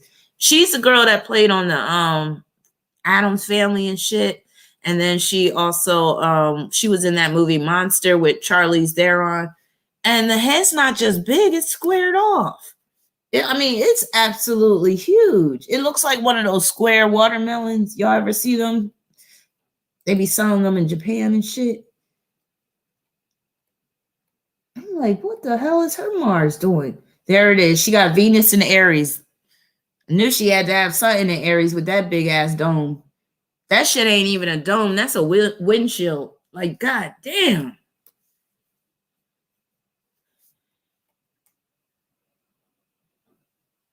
All the crackheads running to her trying to squeegee her face with the spray and all that shit.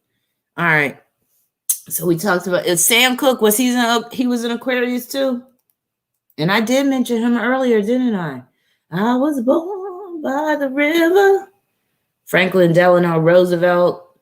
Portia de Rossi. Isn't that Ellen DeGeneres' wife? Portia de Rossi. And Ellen DeGeneres, oh, let's get on her. Did y'all hear about, like, this was coming out last year about how evil she was to her staff on the Ellen DeGeneres show?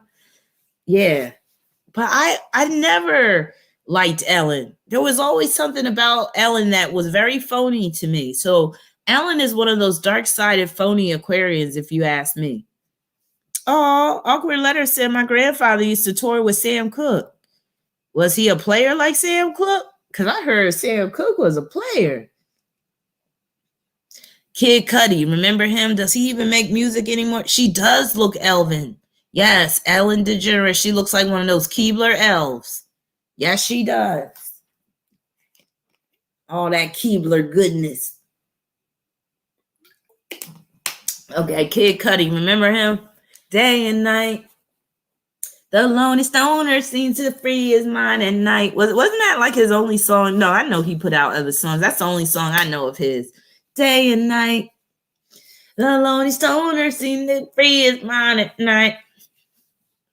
He's all alone. Something will never change. So, Gemini girl, your oldest is 27 too. Don't that make you feel old?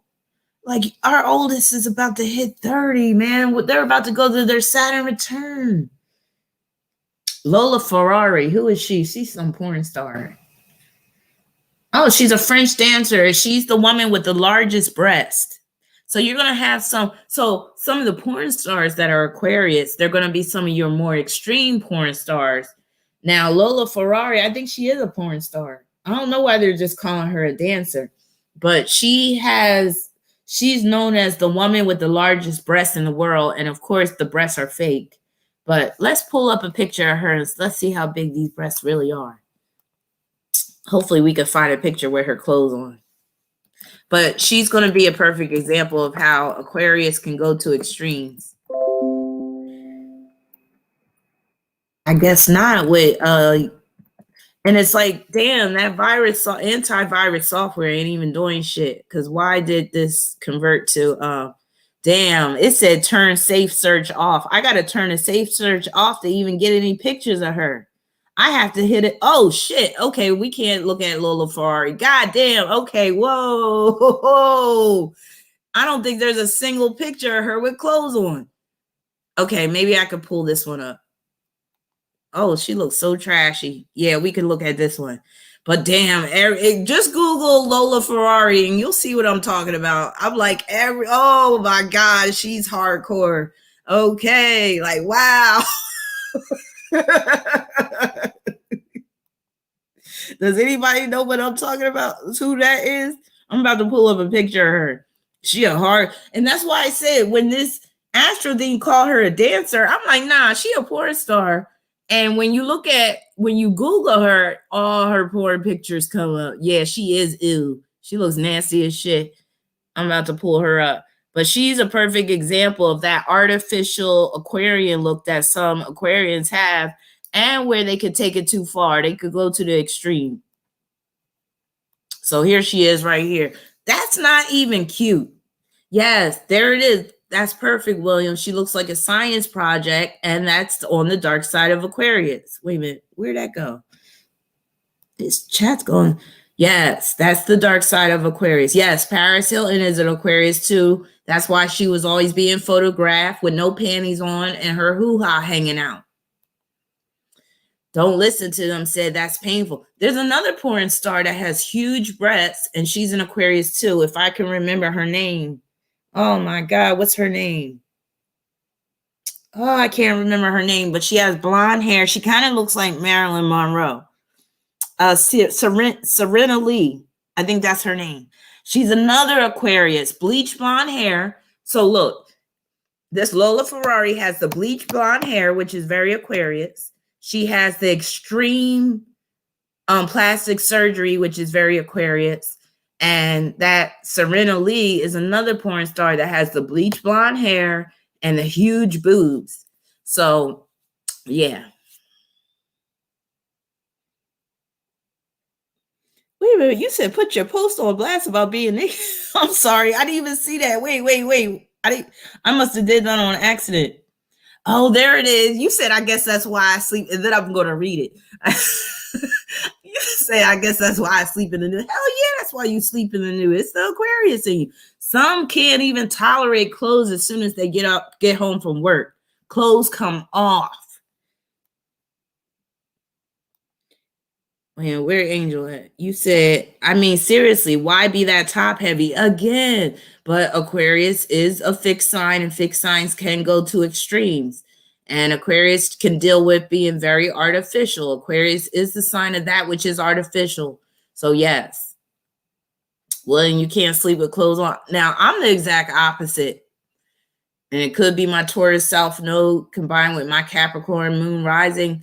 I got to sleep with my clothes on. But guess what? When I wake up now, because I'm premenopausal, or I guess you would say perimenopausal, now I wake up and I have to go topless because I'm drenched in sweat. So I be going through the night flashes. I mean, I be having them heat flashes. And I don't even want to get naked, but I have to get naked in the morning because my night shirt be all soaked with sweat. It's terrible. Is any other women having to deal with this shit right now? I wake up drenched in sweat nowadays. And then I be telling myself, I'm glad I don't have a man because he'd be complaining about me being all sweaty and shit. It's a shame. You can see, when I wake up, you can see water droplets between my breasts and everything. It's terrible. I think one morning I had to get totally naked. That's how them hot flashes was getting me. And again, I don't like to sleep naked. So even just taking my top off while I'm in bed, I'd be looking for a man. Where the man at? I'm ready to get down. To me, I associate nakedness with sex. And that's just me. I'm just like that. So if I'm naked, where the man at? Let's get busy. That's how I think if I'm sleeping naked. I'm expecting a man to crawl in bed with me and tune me up. Get something started. And don't let a man be sleeping with me and he's butt-ass naked and think he's not going to give me none. I'm like, what kind of madness is this? So, yeah, I could have a man sleeping naked and he's not giving me none of that. You're going to have to come up off of that dick. I'm sorry. I'm like, that's the only reason why you in my bed. No, that's different. So, wait a minute. Somebody asked, would I shower though? I think it said, no, I don't. Because I'm washing up.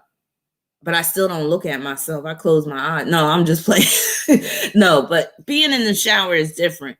But as soon as I get out the shower, I wrap a towel around me. I don't be walking around my room butt ass naked. I don't feel comfortable naked. And maybe because I grew up with 2 Aquarian parents and they was naked quite a bit. And I had enough of that mess. I really didn't like seeing my parents naked. But when you got Aquarius parents, sometimes that's what you got to go through. That's what you got to suffer through sometimes. So, yeah, I used to have to see my mom's tits hanging all the time. I got tired of it. But, hey, again, Aquarius is the sign that doesn't have no shame. So, yeah. And again, it wasn't like they was freaks. Aquarius just doesn't have shame like that, where they can walk around naked and not feel like, oh, let me cover up. So Peter, you had to endure your naked parents too, man. And the thing is, they like parents that do that. And for some of y'all that like to walk around butt ass naked with your titties all hanging, your balls swinging around your kids, some kids really are uncomfortable with seeing your naked booty walking across the room. So sometimes just think about what your kids might be feeling the next time you want to free ball it while you in the kitchen scrambling up some eggs or some shit. Because as a kid, I was kind of traumatized by seeing that shit. Now, I'm not going to say traumatized, but I didn't like it. I didn't want to see my mom's tits. I didn't want to see my dad's balls. I didn't want to see that shit or his ass. I didn't want to see that shit. I saw, like, my mom was more comfortable with that. Like, my dad, he really wasn't strutting around like that because, you know, man. But, you know, you got some people, if it's two females, you'll have, like, you could have a female friend. She get butt ass naked right in front of you. And she like, girl, we just girls. You take your clothes off too. I'd be looking at them like they suspect. Because, again, maybe it's my dirty mind, but I associate nakedness, and, of course, naked adults, with sex, or at least if I'm naked or whatever. So if my friend is like, if she wants to get naked in front of me, I'm like, do you, but don't expect me to change in front of you where I'm butt ass naked in front of you. But you will have those friends. They be like, girl, we all girls. It don't matter. Girl, you take your clothes off. I'm like, no, I'm suspect. I'd be like, why you want to see me naked so bad? What the fuck? Like, what? Why you want me to take my clothes off in front of you? But yeah, some people don't give a fuck. Sarah said, how come I like to run around the house naked? Well, I do have Uranus and Scorpio in the first house. I don't care. And don't you have an 11th house sun?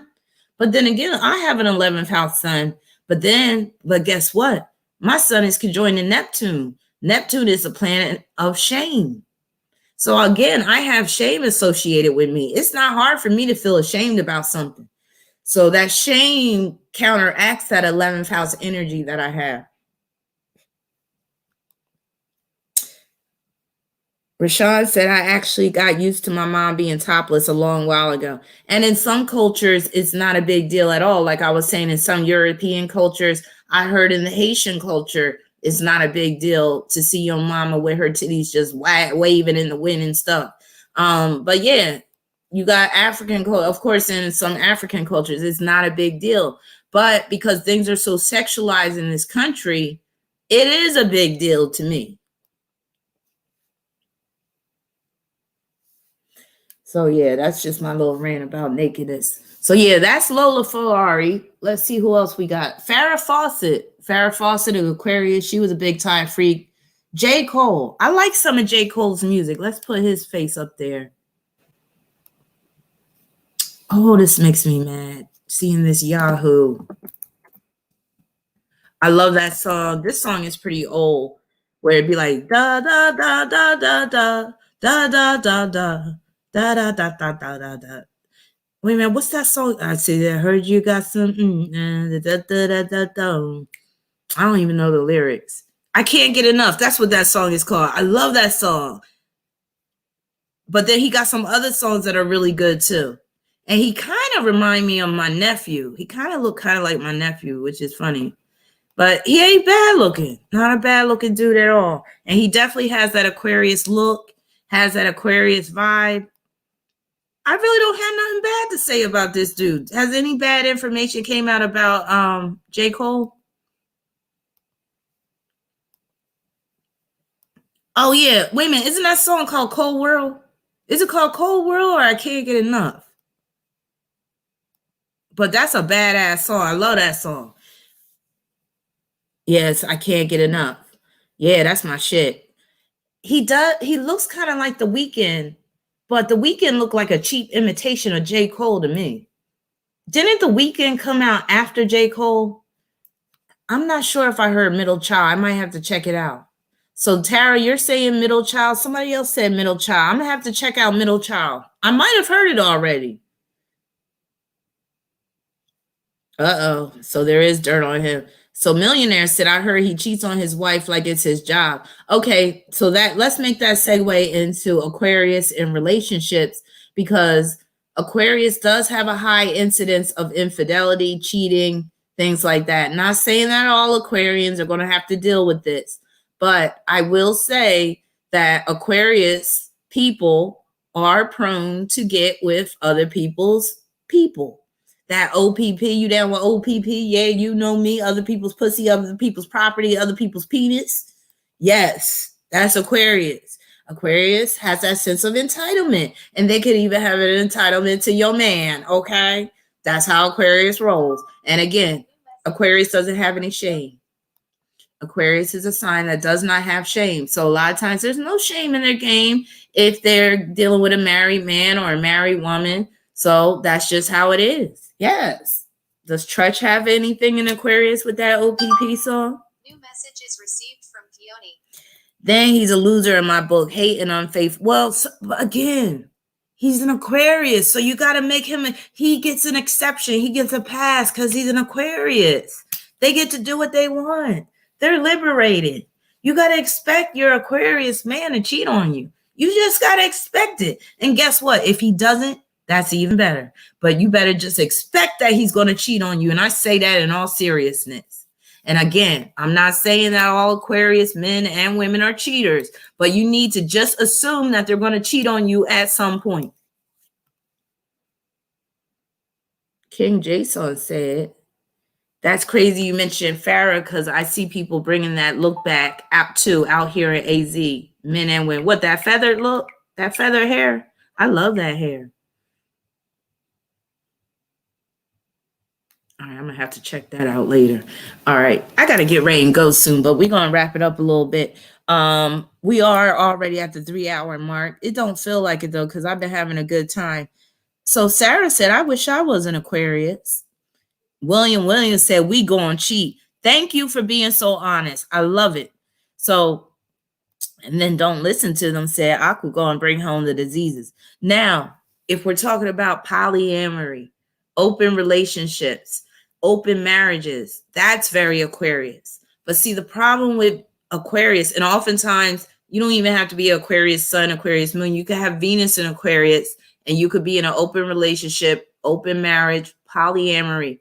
The thing with Venus in Aquarius, or any of that Aquarius energy, period, if you say you're going to be in an open relationship, then you can't be laying down these stipulations and rules and limitations and say, oh, you can see other people while we're married, or you can see other people while we're together, but you can't do this, that, and this. Is that really an open relationship? Either you're going to allow your partner to be liberated or you're not. So this is why a lot of times these open relationships do not work, because number one, you can't force a person to abide by your rules for this open relationship, especially if you be like, okay, you can have sex with who you want, but just don't fall in love. Because guess what? Ella said, Aquarius, man, you see, when somebody talk about the peen, I get distracted. She said Aquarius men are very well endowed. Well, I can concur with that. I've had a couple, and I wasn't disappointed. I will say that. Oh my God, this one dude, we was actually, dealing with each other like romantically for a minute. It was beautiful. I mean, I could write a poem about it. It was beautiful in terms of the way it looked. It was beautiful in terms of the length. Beautiful in terms, this was the type of dick that you make dildos out of. That's how beautiful and perfect that shit was. And when that fool got out of jail, it was even more perfect. I was like, what the hell was you doing when you was locked up? Because it was like even new and improved on top of that. I was like, that's that Aquarius shit. Because, Aquarius is about reinventing yourself. So while he was locked away for that little period of time, that dick got reinvented to something even better. Aquarius is about inventions and innovations. Maybe he did get it buff. I ain't complaining because I was satisfied. I was like, damn. One of the best, prettiest dicks I've ever had. And I would tell him that to this day, even though he did some foul shit, He's the one that was messing with my sister while he was messing with me. Remember I told y'all about that story and then I got paybacks on him? So he did do some foul Aquarius, dark side of Aquarius, entitled shit, polyamory shit. But God, that was a nice, I mean, he knew how to work it too. And he had a nice body. He was the dude that looked like Smokey Robinson. And he had that Aquarius drastic change going on with him. So when he was younger, right, he looked like, I'm gonna say he looked like a cross between Smokey Robinson. Like Smokey Robinson, remember, like if you look at old pictures of Smokey Robinson was fine as shit. When he was with the Miracles, he was fine. But then the older that Smokey got, he started to lose his look, especially when he started to wear his hair curly, looking like with that Jerry curl mess, that being with you. That's when he started to lose his looks. So the dude that I used to mess with, he looked like kind of like a cross between Smokey Robinson from back in the day, a young Smokey Robinson, cross with DJ Tap Money. Now, some of you guys may not know who DJ Tap Money is. That's like Philly rappers. He was with 3 Times Dope and Steady B and all that type of stuff. But if you Google a picture of Tap Money, that's kind of what he looked like. My sister don't have nothing in Aquarius. So I'm trying to think. I can't remember his birthday. He might share my dad's birthday, matter of fact. I wouldn't be surprised if he does. And that dude has swag. Oh my God, he was a smooth ass dude. Yes, he was smooth. I gotta give it to him. And that's how he was able to finesse me and my sister, I guess. And the thing is, it's not like me and my sister was messing with him and we both knew that he was doing that. We didn't know. We were none the wiser, which is why that's what I'm saying, that he was smooth with it. He was cool as shit. He was so cool. And I'm kind of embarrassed to say this now because, you know, there's that term pick me. I have been a pick me chick. Pick me in terms of I bought my boyfriend's stuff and it hasn't been cheap. So I remember one time I bought him. I remember one time because I could be a little Mac myself. So it just brings me pleasure to do nice things for men. So I remember one time it was like around his birthday and I just laid down a stack of cash and I was like, get what you want. And then I remember I got him some Timberland boots one time. I was only like 19. I got him some Timberland boots one time. I got him a gold chain. It had like, I think it either had it was like cards, like, cause he was a gambler. He loved to play cards. And then I got him tickets to Def Comedy Jam for his birthday. I used to cake my dudes up. Look, anybody looking for a girlfriend and y'all don't mind somebody that's 45 years old, still kind of got it, especially in the face. I'm the type of bitch that'll spend money on you. Actually, those days are over. I'm done with that. So it's a shame. All these guys are going to miss out on my generosity and my love and stuff. But I was that type of chick. I would spend money on my dudes because I was like, if I liked you like that and you was giving me the dick like that, oh yeah, we was going to break bread together. But I learned the hard way that dudes don't appreciate that. I cook too. I cook, yes, and I cook restaurant quality meals. And I'm not just saying that. I'm a very good cook. So when I tell you I'm a very good catch, but these men that I was with just didn't appreciate a good thing when they had it. And some of these dudes, if you could talk to them, they would tell you, yeah, she was good to me. And I fucked it up. She was good as shit to me. She was ride or die. And I fucked it up. So yeah, I've been that chick where I've like bought things for dudes, bought dudes clothes, shoes. And then I learned the hard way. What do old ladies say? They be like, girl, you don't ever buy a man shoes. He gonna walk out your life. He gonna put them shoes on and walk right out your life. And I bought a couple of men's shoes before. So yeah, but I feel like that might be true. You buy a man's shoes and they gonna walk right out of your life. Because that happened to me twice. I might have bought another dude's shoes before too. I was overgiving. Yep. And I wasn't hardly receiving. Now the light says, yeah, you can't spoil most men unless they are spoiling you as well. They don't appreciate it, right? But because I'm a Sagittarius and I have such a big heart, look, I like to spoil people period. If I love you, I'm going to want to spoil you from time to time. I want to do nice things for you. I want to make you happy. I want to see you smile. I want to see your eyes light up. And I'm not even the type where, because I want all this praise in return, I just like to make people happy. And that's part of being a Sagittarius. So I can't help it. And yes, Sag women attract losers because a lot of times we are very generous. We are very giving. We are very loving. And those losers, they flock to us like flies on shit. They see us coming a mile away. They like, oh, this is a bitch I can get. Oh, yeah. She gonna give it up on the first date and she gonna be paying my bills. But yeah, Sag. And then I got it bad because I also got that Capricorn energy in me. So that Capricorn energy, I'm also about that struggle love at the same time, but no more. I wisen up. I'd rather be alone. I'd rather treat myself, spoil myself than spoil another man. So that's not happening. So sorry for all you guys. Y'all missed out. But yeah, y'all should have got with me about 10 years ago. Y'all would have been caked up. Y'all would have been wearing some nice ass clothes. Yeah, and y'all would have been getting some good pussy.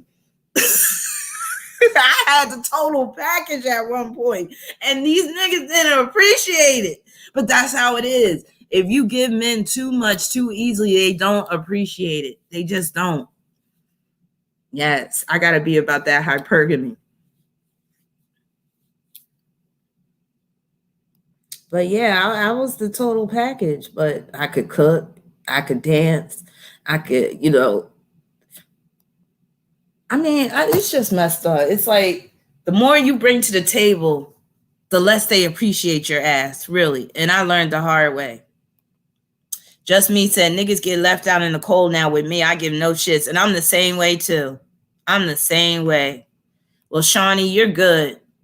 Maybe you got something in Aquarius because you said I'm a Sagittarius and not by a do nothing. Damn, you better than me. And I used to always say, I'd be like, if I was a lesbian, women would love me because I would treat them like freaking queens and princesses and stuff. Because again, I love to make people happy. So I would be the type just off of the blue of some spontaneous shit. Come on, let's go shopping.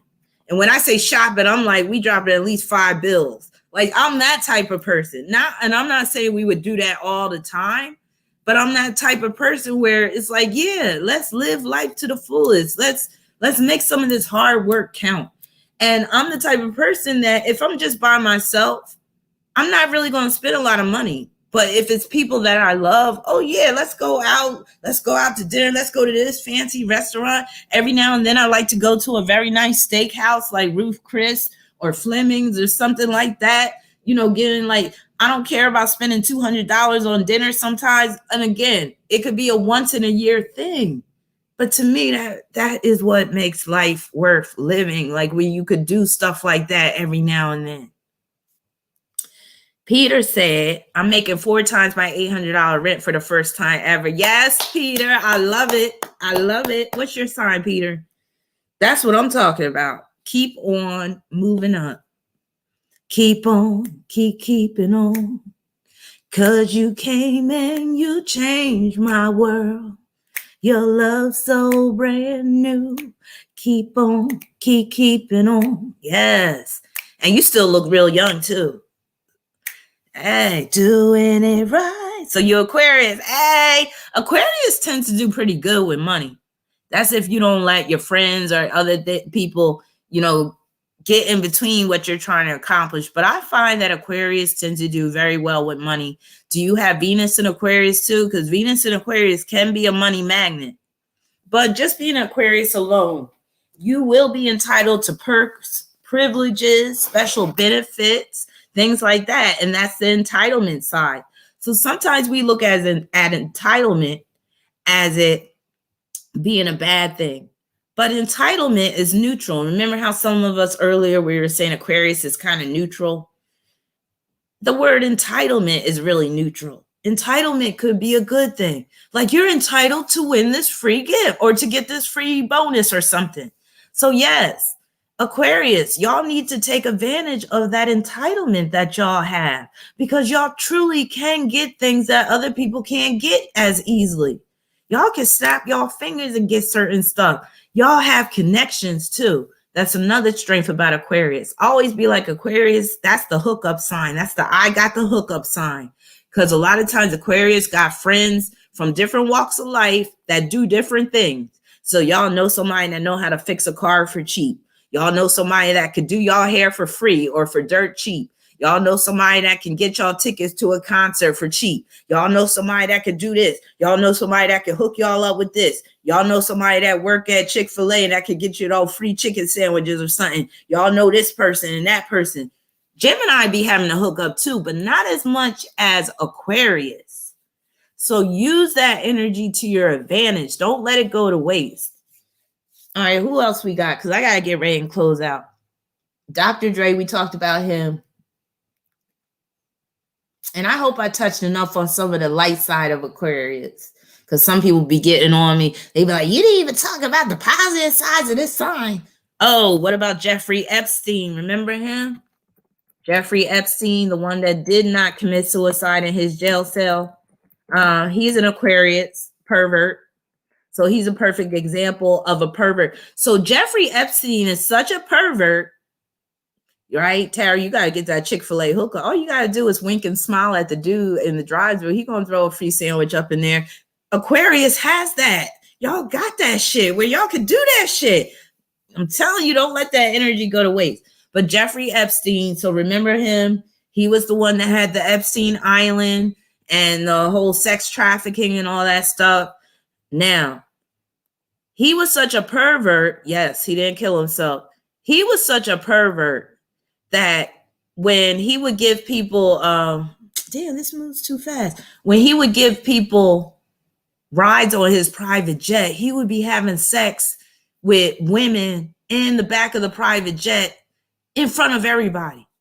That's the definition of a pervert. Again, you don't care about nobody's feelings. You don't care that nobody, some people don't want to see that shit. Some people don't want to smell that shit. And here you go, having sex on your private jet in front of everybody. He didn't care who was looking. And that's what I mean about the Aquarius with the no shame. And that's how Aquarius can be prone to perversion. It's because of the lack of shame. And also the depersonalization goes along with the lack of shame. Isn't that nasty? Yes, he was just having sex out in the open on the jet. Well, there was passengers, and I'm talking about while they was eating their food and everything, because there was an account. There was was it on Netflix? It was one of those series where they were talking about Jeffrey Epstein. They brought it up on that series. And I swear one of the chicks telling the story, she was like, yeah, it didn't matter that people was eating their food on the jet. If he wanted to have sex at that time, that's what he was doing. I'm like, damn, that's nasty. Elijah Wood, he's an Aquarius, but he looked like he got those Pisces eyes. So I wonder if he has something in Pisces. Denise Richards, remember her? So Denise Richards, she's never really made it big as an actress. She's always played like those bimbo roles. She's mostly known for marrying Charlie Sheen, who's a pervert. So that's another thing, that women who are Aquarius, but even, gay men that are Aquarius, if you get with a man, if you got sun in Aquarius, you could get with a pervert.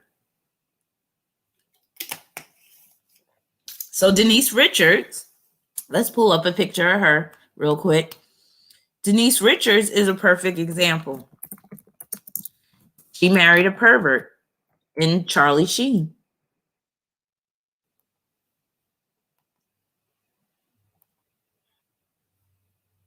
And she's one of those tolerant people. Like Aquarius is also tolerant of different races, different ethnicities, different, Aquarius is just tolerant of that which is different. Damn, why did I close that out? And she's never had a problem like being in Black movies and stuff like that. Like she was in the movie Undercover Brother. So that's very Aquarian of her. She tries to be down, or maybe she's just desperate for roles. That could be it too. Like those white porn stars that have sex with Black men, because that's a running thing in the porn world. you got a lot of white porn stars. They refuse to have sex with black men because they feel like that's going to devalue them. That's going to diminish them if they start being in movies with black men. So, yeah. So Sophia Davenport says Charlie Sheen was nice looking in the early 90s. He wasn't bad looking in Ferris Bueller's Day Off. I don't know if you remember, but he had a small little role in that movie. But he always had that douchey look to me. He looks like a douche. So what movie was he in that I really liked? Was it Platoon? Yeah, I think it was Platoon. I love Platoon. But even in that movie, he looked very douchey. Angel says she is so pretty and seems very humble to me. She does strike me as humble. Yes, I agree. Never really heard bad things about her. Sarah says Sheen is damn sure a rebel as fuck. Yeah. So I agree. She does come across as rather humble. So maybe her like being in the black scene wasn't really desperation on her part. Maybe she is really down like that. All right. Sarah Palin, we mentioned her. Michael B. Jordan, another Aquarius. Let's pull him up. Now, Michael B. Jordan, he's one of those guys that on sometimes he looks good, and then other times you're like, he ain't that cute. So I'm gonna try to get a picture of him where he's not okay. This is a perfect example where you look at him and you like, okay, he is not that cute.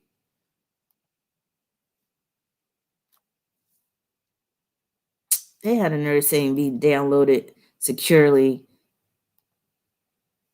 All right. So he looks like a total and I'm about to use this word that some of y'all haven't heard in years. He looked like a total doofus. But that's the best word I could come up with. When y'all see this picture, you'll see what I mean. This is not cute right here. This is not cute. So Pisces Moon said he's all right. He looked good in Black Panther to me. Now I can't even see the likes. I don't know how many likes I got, but get the likes up before I get log off. If you appreciate this live stream, and then also if you're new to this channel, please like and subscribe. I feel like I need to say that now, just to get my subscriber count up. So please like and subscribe if you're new to this channel. And I am seriously thinking about putting out that Patreon pretty soon. So just look out for that, probably coming in March. And then there was something else I said I was going to do too. I might start selling astrological jewelry on my website. So I'll let y'all know if I start doing that. I have found some really good wholesalers, so I might start selling some astrological themed items, not just jewelry, but maybe astrological themed candles and stuff like that. If there's anybody out here that wholesales candles, because I'm always looking to collaborate with people, and maybe you scratch my back, I scratch your back. And so if we have anybody in here that makes candles, think about doing some astrological candles, because I'll buy them from you wholesale. That's if they're good. I would need to get a sample first though, because I don't be selling no raggedy shit. But yeah. So if anybody does anything that could be turned into astrological items and you would like your business to grow, so like for instance, you could do candles, you might make your own incense or whatever, get at me, because maybe we could collaborate, and I could use you as one of my wholesalers, and that'll put you on the map, because I'll just be, I'll make sure I put that, yes, this is coming from this company or whatever like that. So if anybody's into that, okay, yeah, Tara, let me know. I'm gonna see you anyway in class tomorrow, so we can talk more about that in length. But I do want to expand my business. I do want to start selling products and stuff. So if anybody's, let's say somebody might do mugs and stuff, like putting different decals on mugs and stuff, might want to think about creating an astrological line. Astrology is starting to become more mainstream, and that's dealing with the age of Aquarius as well. Also, since Jupiter and Saturn are in Aquarius, it's going to become even more mainstream. With Uranus and Taurus, it's going to become even more mainstream. So some of y'all might want to get on this gravy train while it's chewing along, because us astrologers, we're about to come up. Now, some astrologers have already came up, as I've seen as of late, but some of us that are still trying to, climb that ladder to success, I find myself to be one of them. Yeah, we can really do it up big this year, next year, and even more when Pluto enters Aquarius as well. So yeah. Now I do sell shirts via my Teespring account, and I have had a few sales, but I noticed that a lot of people don't buy those shirts. But I can vouch for the fact that the shirts are good. They're good quality. I have a Sagittarius shirt that has a Sagittarius symbol with the sign Sagittarius. Is really dope. So you can always go on my Teespring account and check those out too. They're right under the YouTube video and all that type of stuff. So yeah, they're very good quality. My daughter just ordered a few of those shirts for her friends because their birthdays are coming up and all that stuff. So yeah, if you want some astrological themed shirts, it's right on my Teespring account. Something else I was going to mention. Let me see if I covered everything before I get out of here. Is there any other celebrity you want to talk about that's in Aquarius before we get out of here? I feel like we talked about a lot of them though. Bobby Brown. Bobby Brown is another one. This is why Aquarius can really fool you. Bobby Brown, at one point, he looked good. Now, when he was in New Edition, he looked kind of dusty, right? But then as soon as he went solo and came out with Don't Be Cruel, My Prerogative, then he started to get that sex appeal. And then Method Man's a Pisces. He's not an Aquarius. And then Bobby Brown started getting ugly again when he started to, get that pot belly. When he was doing Being Bobby Brown. Bobby Brown, he goes through, if just watch. Some of these Aquarius men go through that. And Aquarius women. They'll go through drastic changes in terms of the way they look. D'Angelo is an example. I already talked about John Travolta. Michael B. Jordan is another example. And Bobby Brown is another example. So sometimes they look good. And look, we can even throw Wesley Snipes in there because Wesley Snipes has that Aquarius South Node conjoined to Saturn in Aquarius. So even Wesley Snipes has that Aquarian syndrome where sometimes he look good. And then sometimes, like I said last night, he looked like a cricket. Kenya Moore. She's another one that goes through that. Kenya Moore, I'm glad you brought her up. She's an Aquarius, and I'm going to say she's semi-dark-sided. I'm not going to say Kenya Moore is completely dark-sided Aquarius, but she got a little bit of that dark-sided with her. I'm going to say she's about 40% dark-sided. I'm going to say she's about 50%.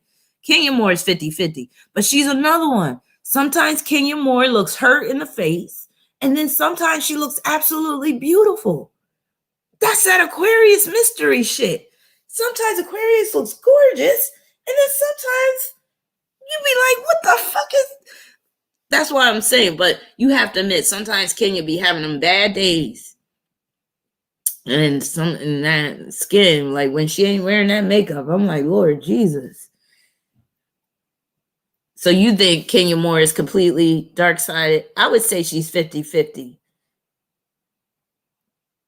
She was like, don't come for me unless I twirl for you or something. She is funny, though. She cracks me up. The Weeknd.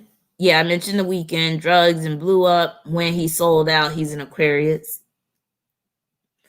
I'm telling you, there's some pictures. Google some pictures of Kenya Moore, and you'll see what I'm talking about. But again, sometimes she looks absolutely gorgeous. Other times, I'm like, she became Miss USA. Charles Darwin, Aquarius, makes sense because Charles Darwin was about the theory of evolution, and he was very anti-God. Bill Maher, somebody mentioned him, Aquarius. Jennifer Jason Leigh, Michael Hutchins, he was in NXS. Phil Collins, somebody mentioned him. Phil Collins was the man. Is he still alive or is he dead? I can feel it coming in the air at night. That phony ass Rosa Parks was, she was an Aquarius too. Reason why I hate that David Goggins. He looked like an alien too. One of them skeleton alien. Ugh, I hate that dude. Rosa Parks. Reason why I call her phony is because she was phony. She wasn't the first woman to not give up her seat on the bus. She was an activist working for the NAACP, which is very Aquarius, by the way, being an activist working for the NAACP. But she was not the first Black woman to refuse to give up her seat on the bus. So, yeah. Oh, you like that David Goggins? I think he's full of shit. And he looks like he would be a control freak and he would be abusive. And Lisa Marie Presley, she's Aquarius. Chris Rock. Chris Rock is another one. Sometimes Chris Rock don't look that bad, and then sometimes he look like Pookie from New Jack City. But it really helped when Chris Rock got his teeth fixed. But do y'all see that Michael B. Jordan image? Again, he's not that great looking, especially from the side like that. He's the type of dude that, you know, when he eats cereal, milk always be dribbling down that bottom lip. I can't abide by that. No, just go. And he laughing while the milk just hanging off his bottom lip and shit. Oh, God. Mia Farrow, Aquarius. Oh, yeah, I mentioned Taylor Lautner because I said he looked like an alpaca. And then somebody said he looked like a cross between an alpaca and a llama.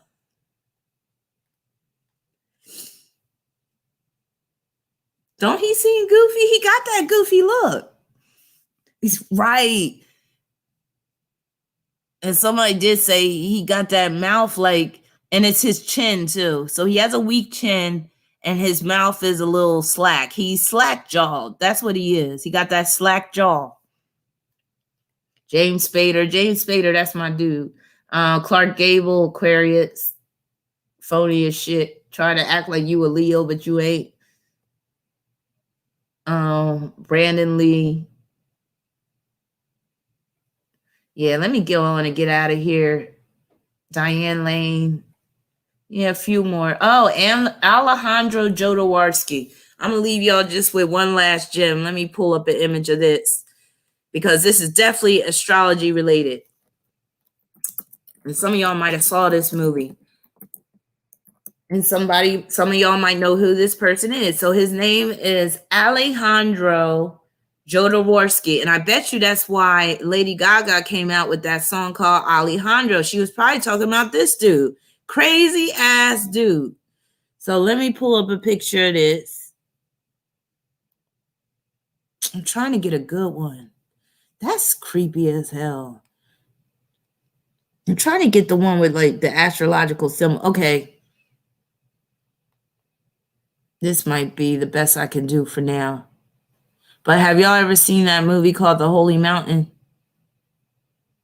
That is one tripped out, psychedelic, 1970 type of movie that'll just blow your mind. And it's not even good, but if you're into, like, if you're an astrology freak like I am, you might want to check this movie out. And as you can see, as I'm about to pull up this image, it's real small. You can't see it. But so this movie was made by Alejandro Jodorowsky. It's like an art house film. Yes, The Holy Mountain. And as you can see, there's the Taurus symbol and there's a bull. The movie is filled with astrological symbolism. He was heavily into astrology. So if you just want to watch the movie for astrological purposes, check it out. Like, he got full-blown scenes dealing with astrology and tarot. So if you're into tarot, I'm going to get a better picture that's more close up. It's a very psychedelic, trippy movie that's like, it has some real disgusting parts too. Let me just show you this image. And it's arguably satanic as well in some themes, as you can see in this image I'm about to pull up as well. I mean, it's just a dark movie, but if you're into that psychedelic late 60s, 70s shit, I believe you can watch this on YouTube. I was actually scared to watch it for a while. And then my Aquarius daughter watched it before I did because I told her about it. And then she was like, Mom, it's not that bad. I was like, okay, I can watch it. But here's one of the scenes. But basically, yeah, it's a dark film. I'm going to type it in right here. So this is y'all homework assignment if y'all want to watch a movie that has strong astrological and tarot themes. It's called The Holy Mountain. So I'm going to leave y'all with that. Alejandro Jodorowsky is the writer and director of that film, and he's an Aquarius. So think about him being an Aquarius when you watch that film. So I'll leave y'all with that.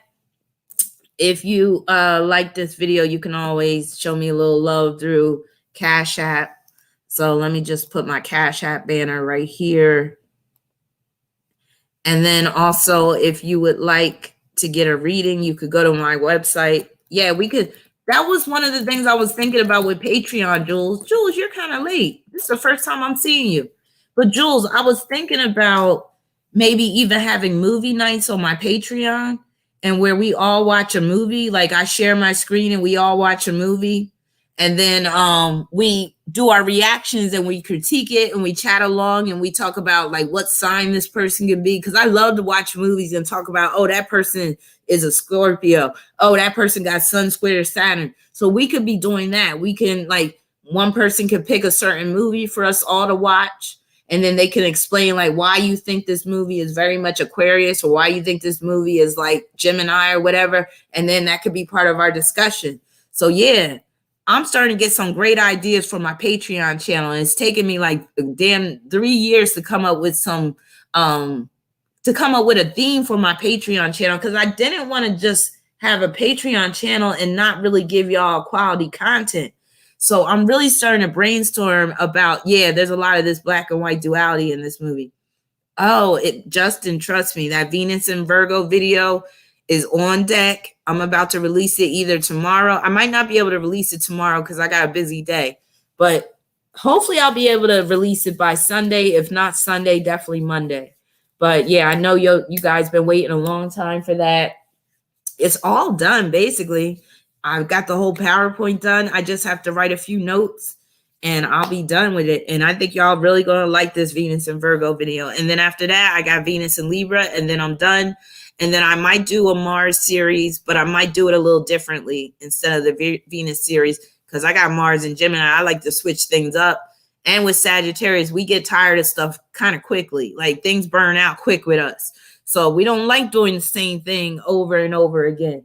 Even these Venus and the signs videos, I was getting I was like, wait a minute. Like once I started to like do a lot, like this Venus and Virgo one, I was like, this is a lot of work. Like I put a lot of work in that stuff. So again, donations are always appreciated. So you can always just drop me a Cash App or a super chat. Also, and I have to be honest, it's not easy for me to, tell people that, you could donate to my channel and stuff like that.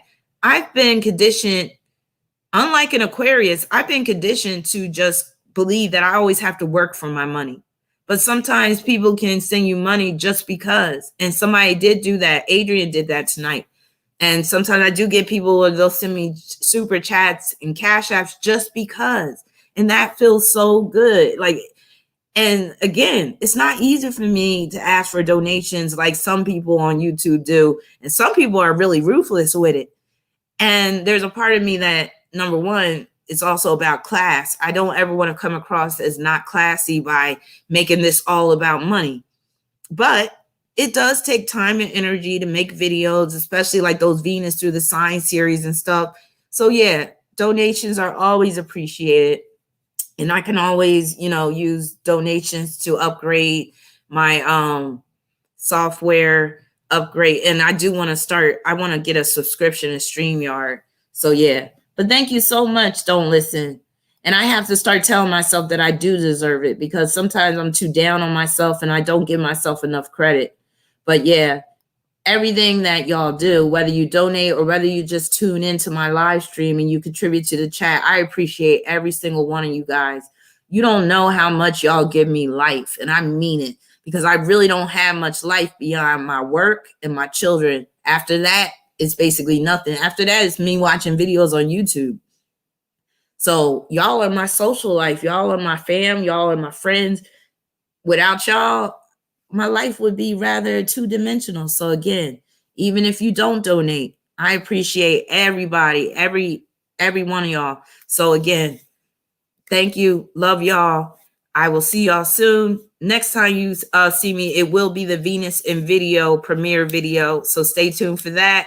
And Again, happy birthday to all the Aquarians out there. Stay safe during this Mercury retrograde. It will be over before you know it, so don't fret.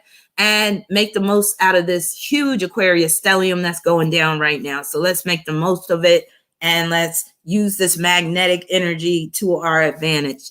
Peace, many blessings. I'm out.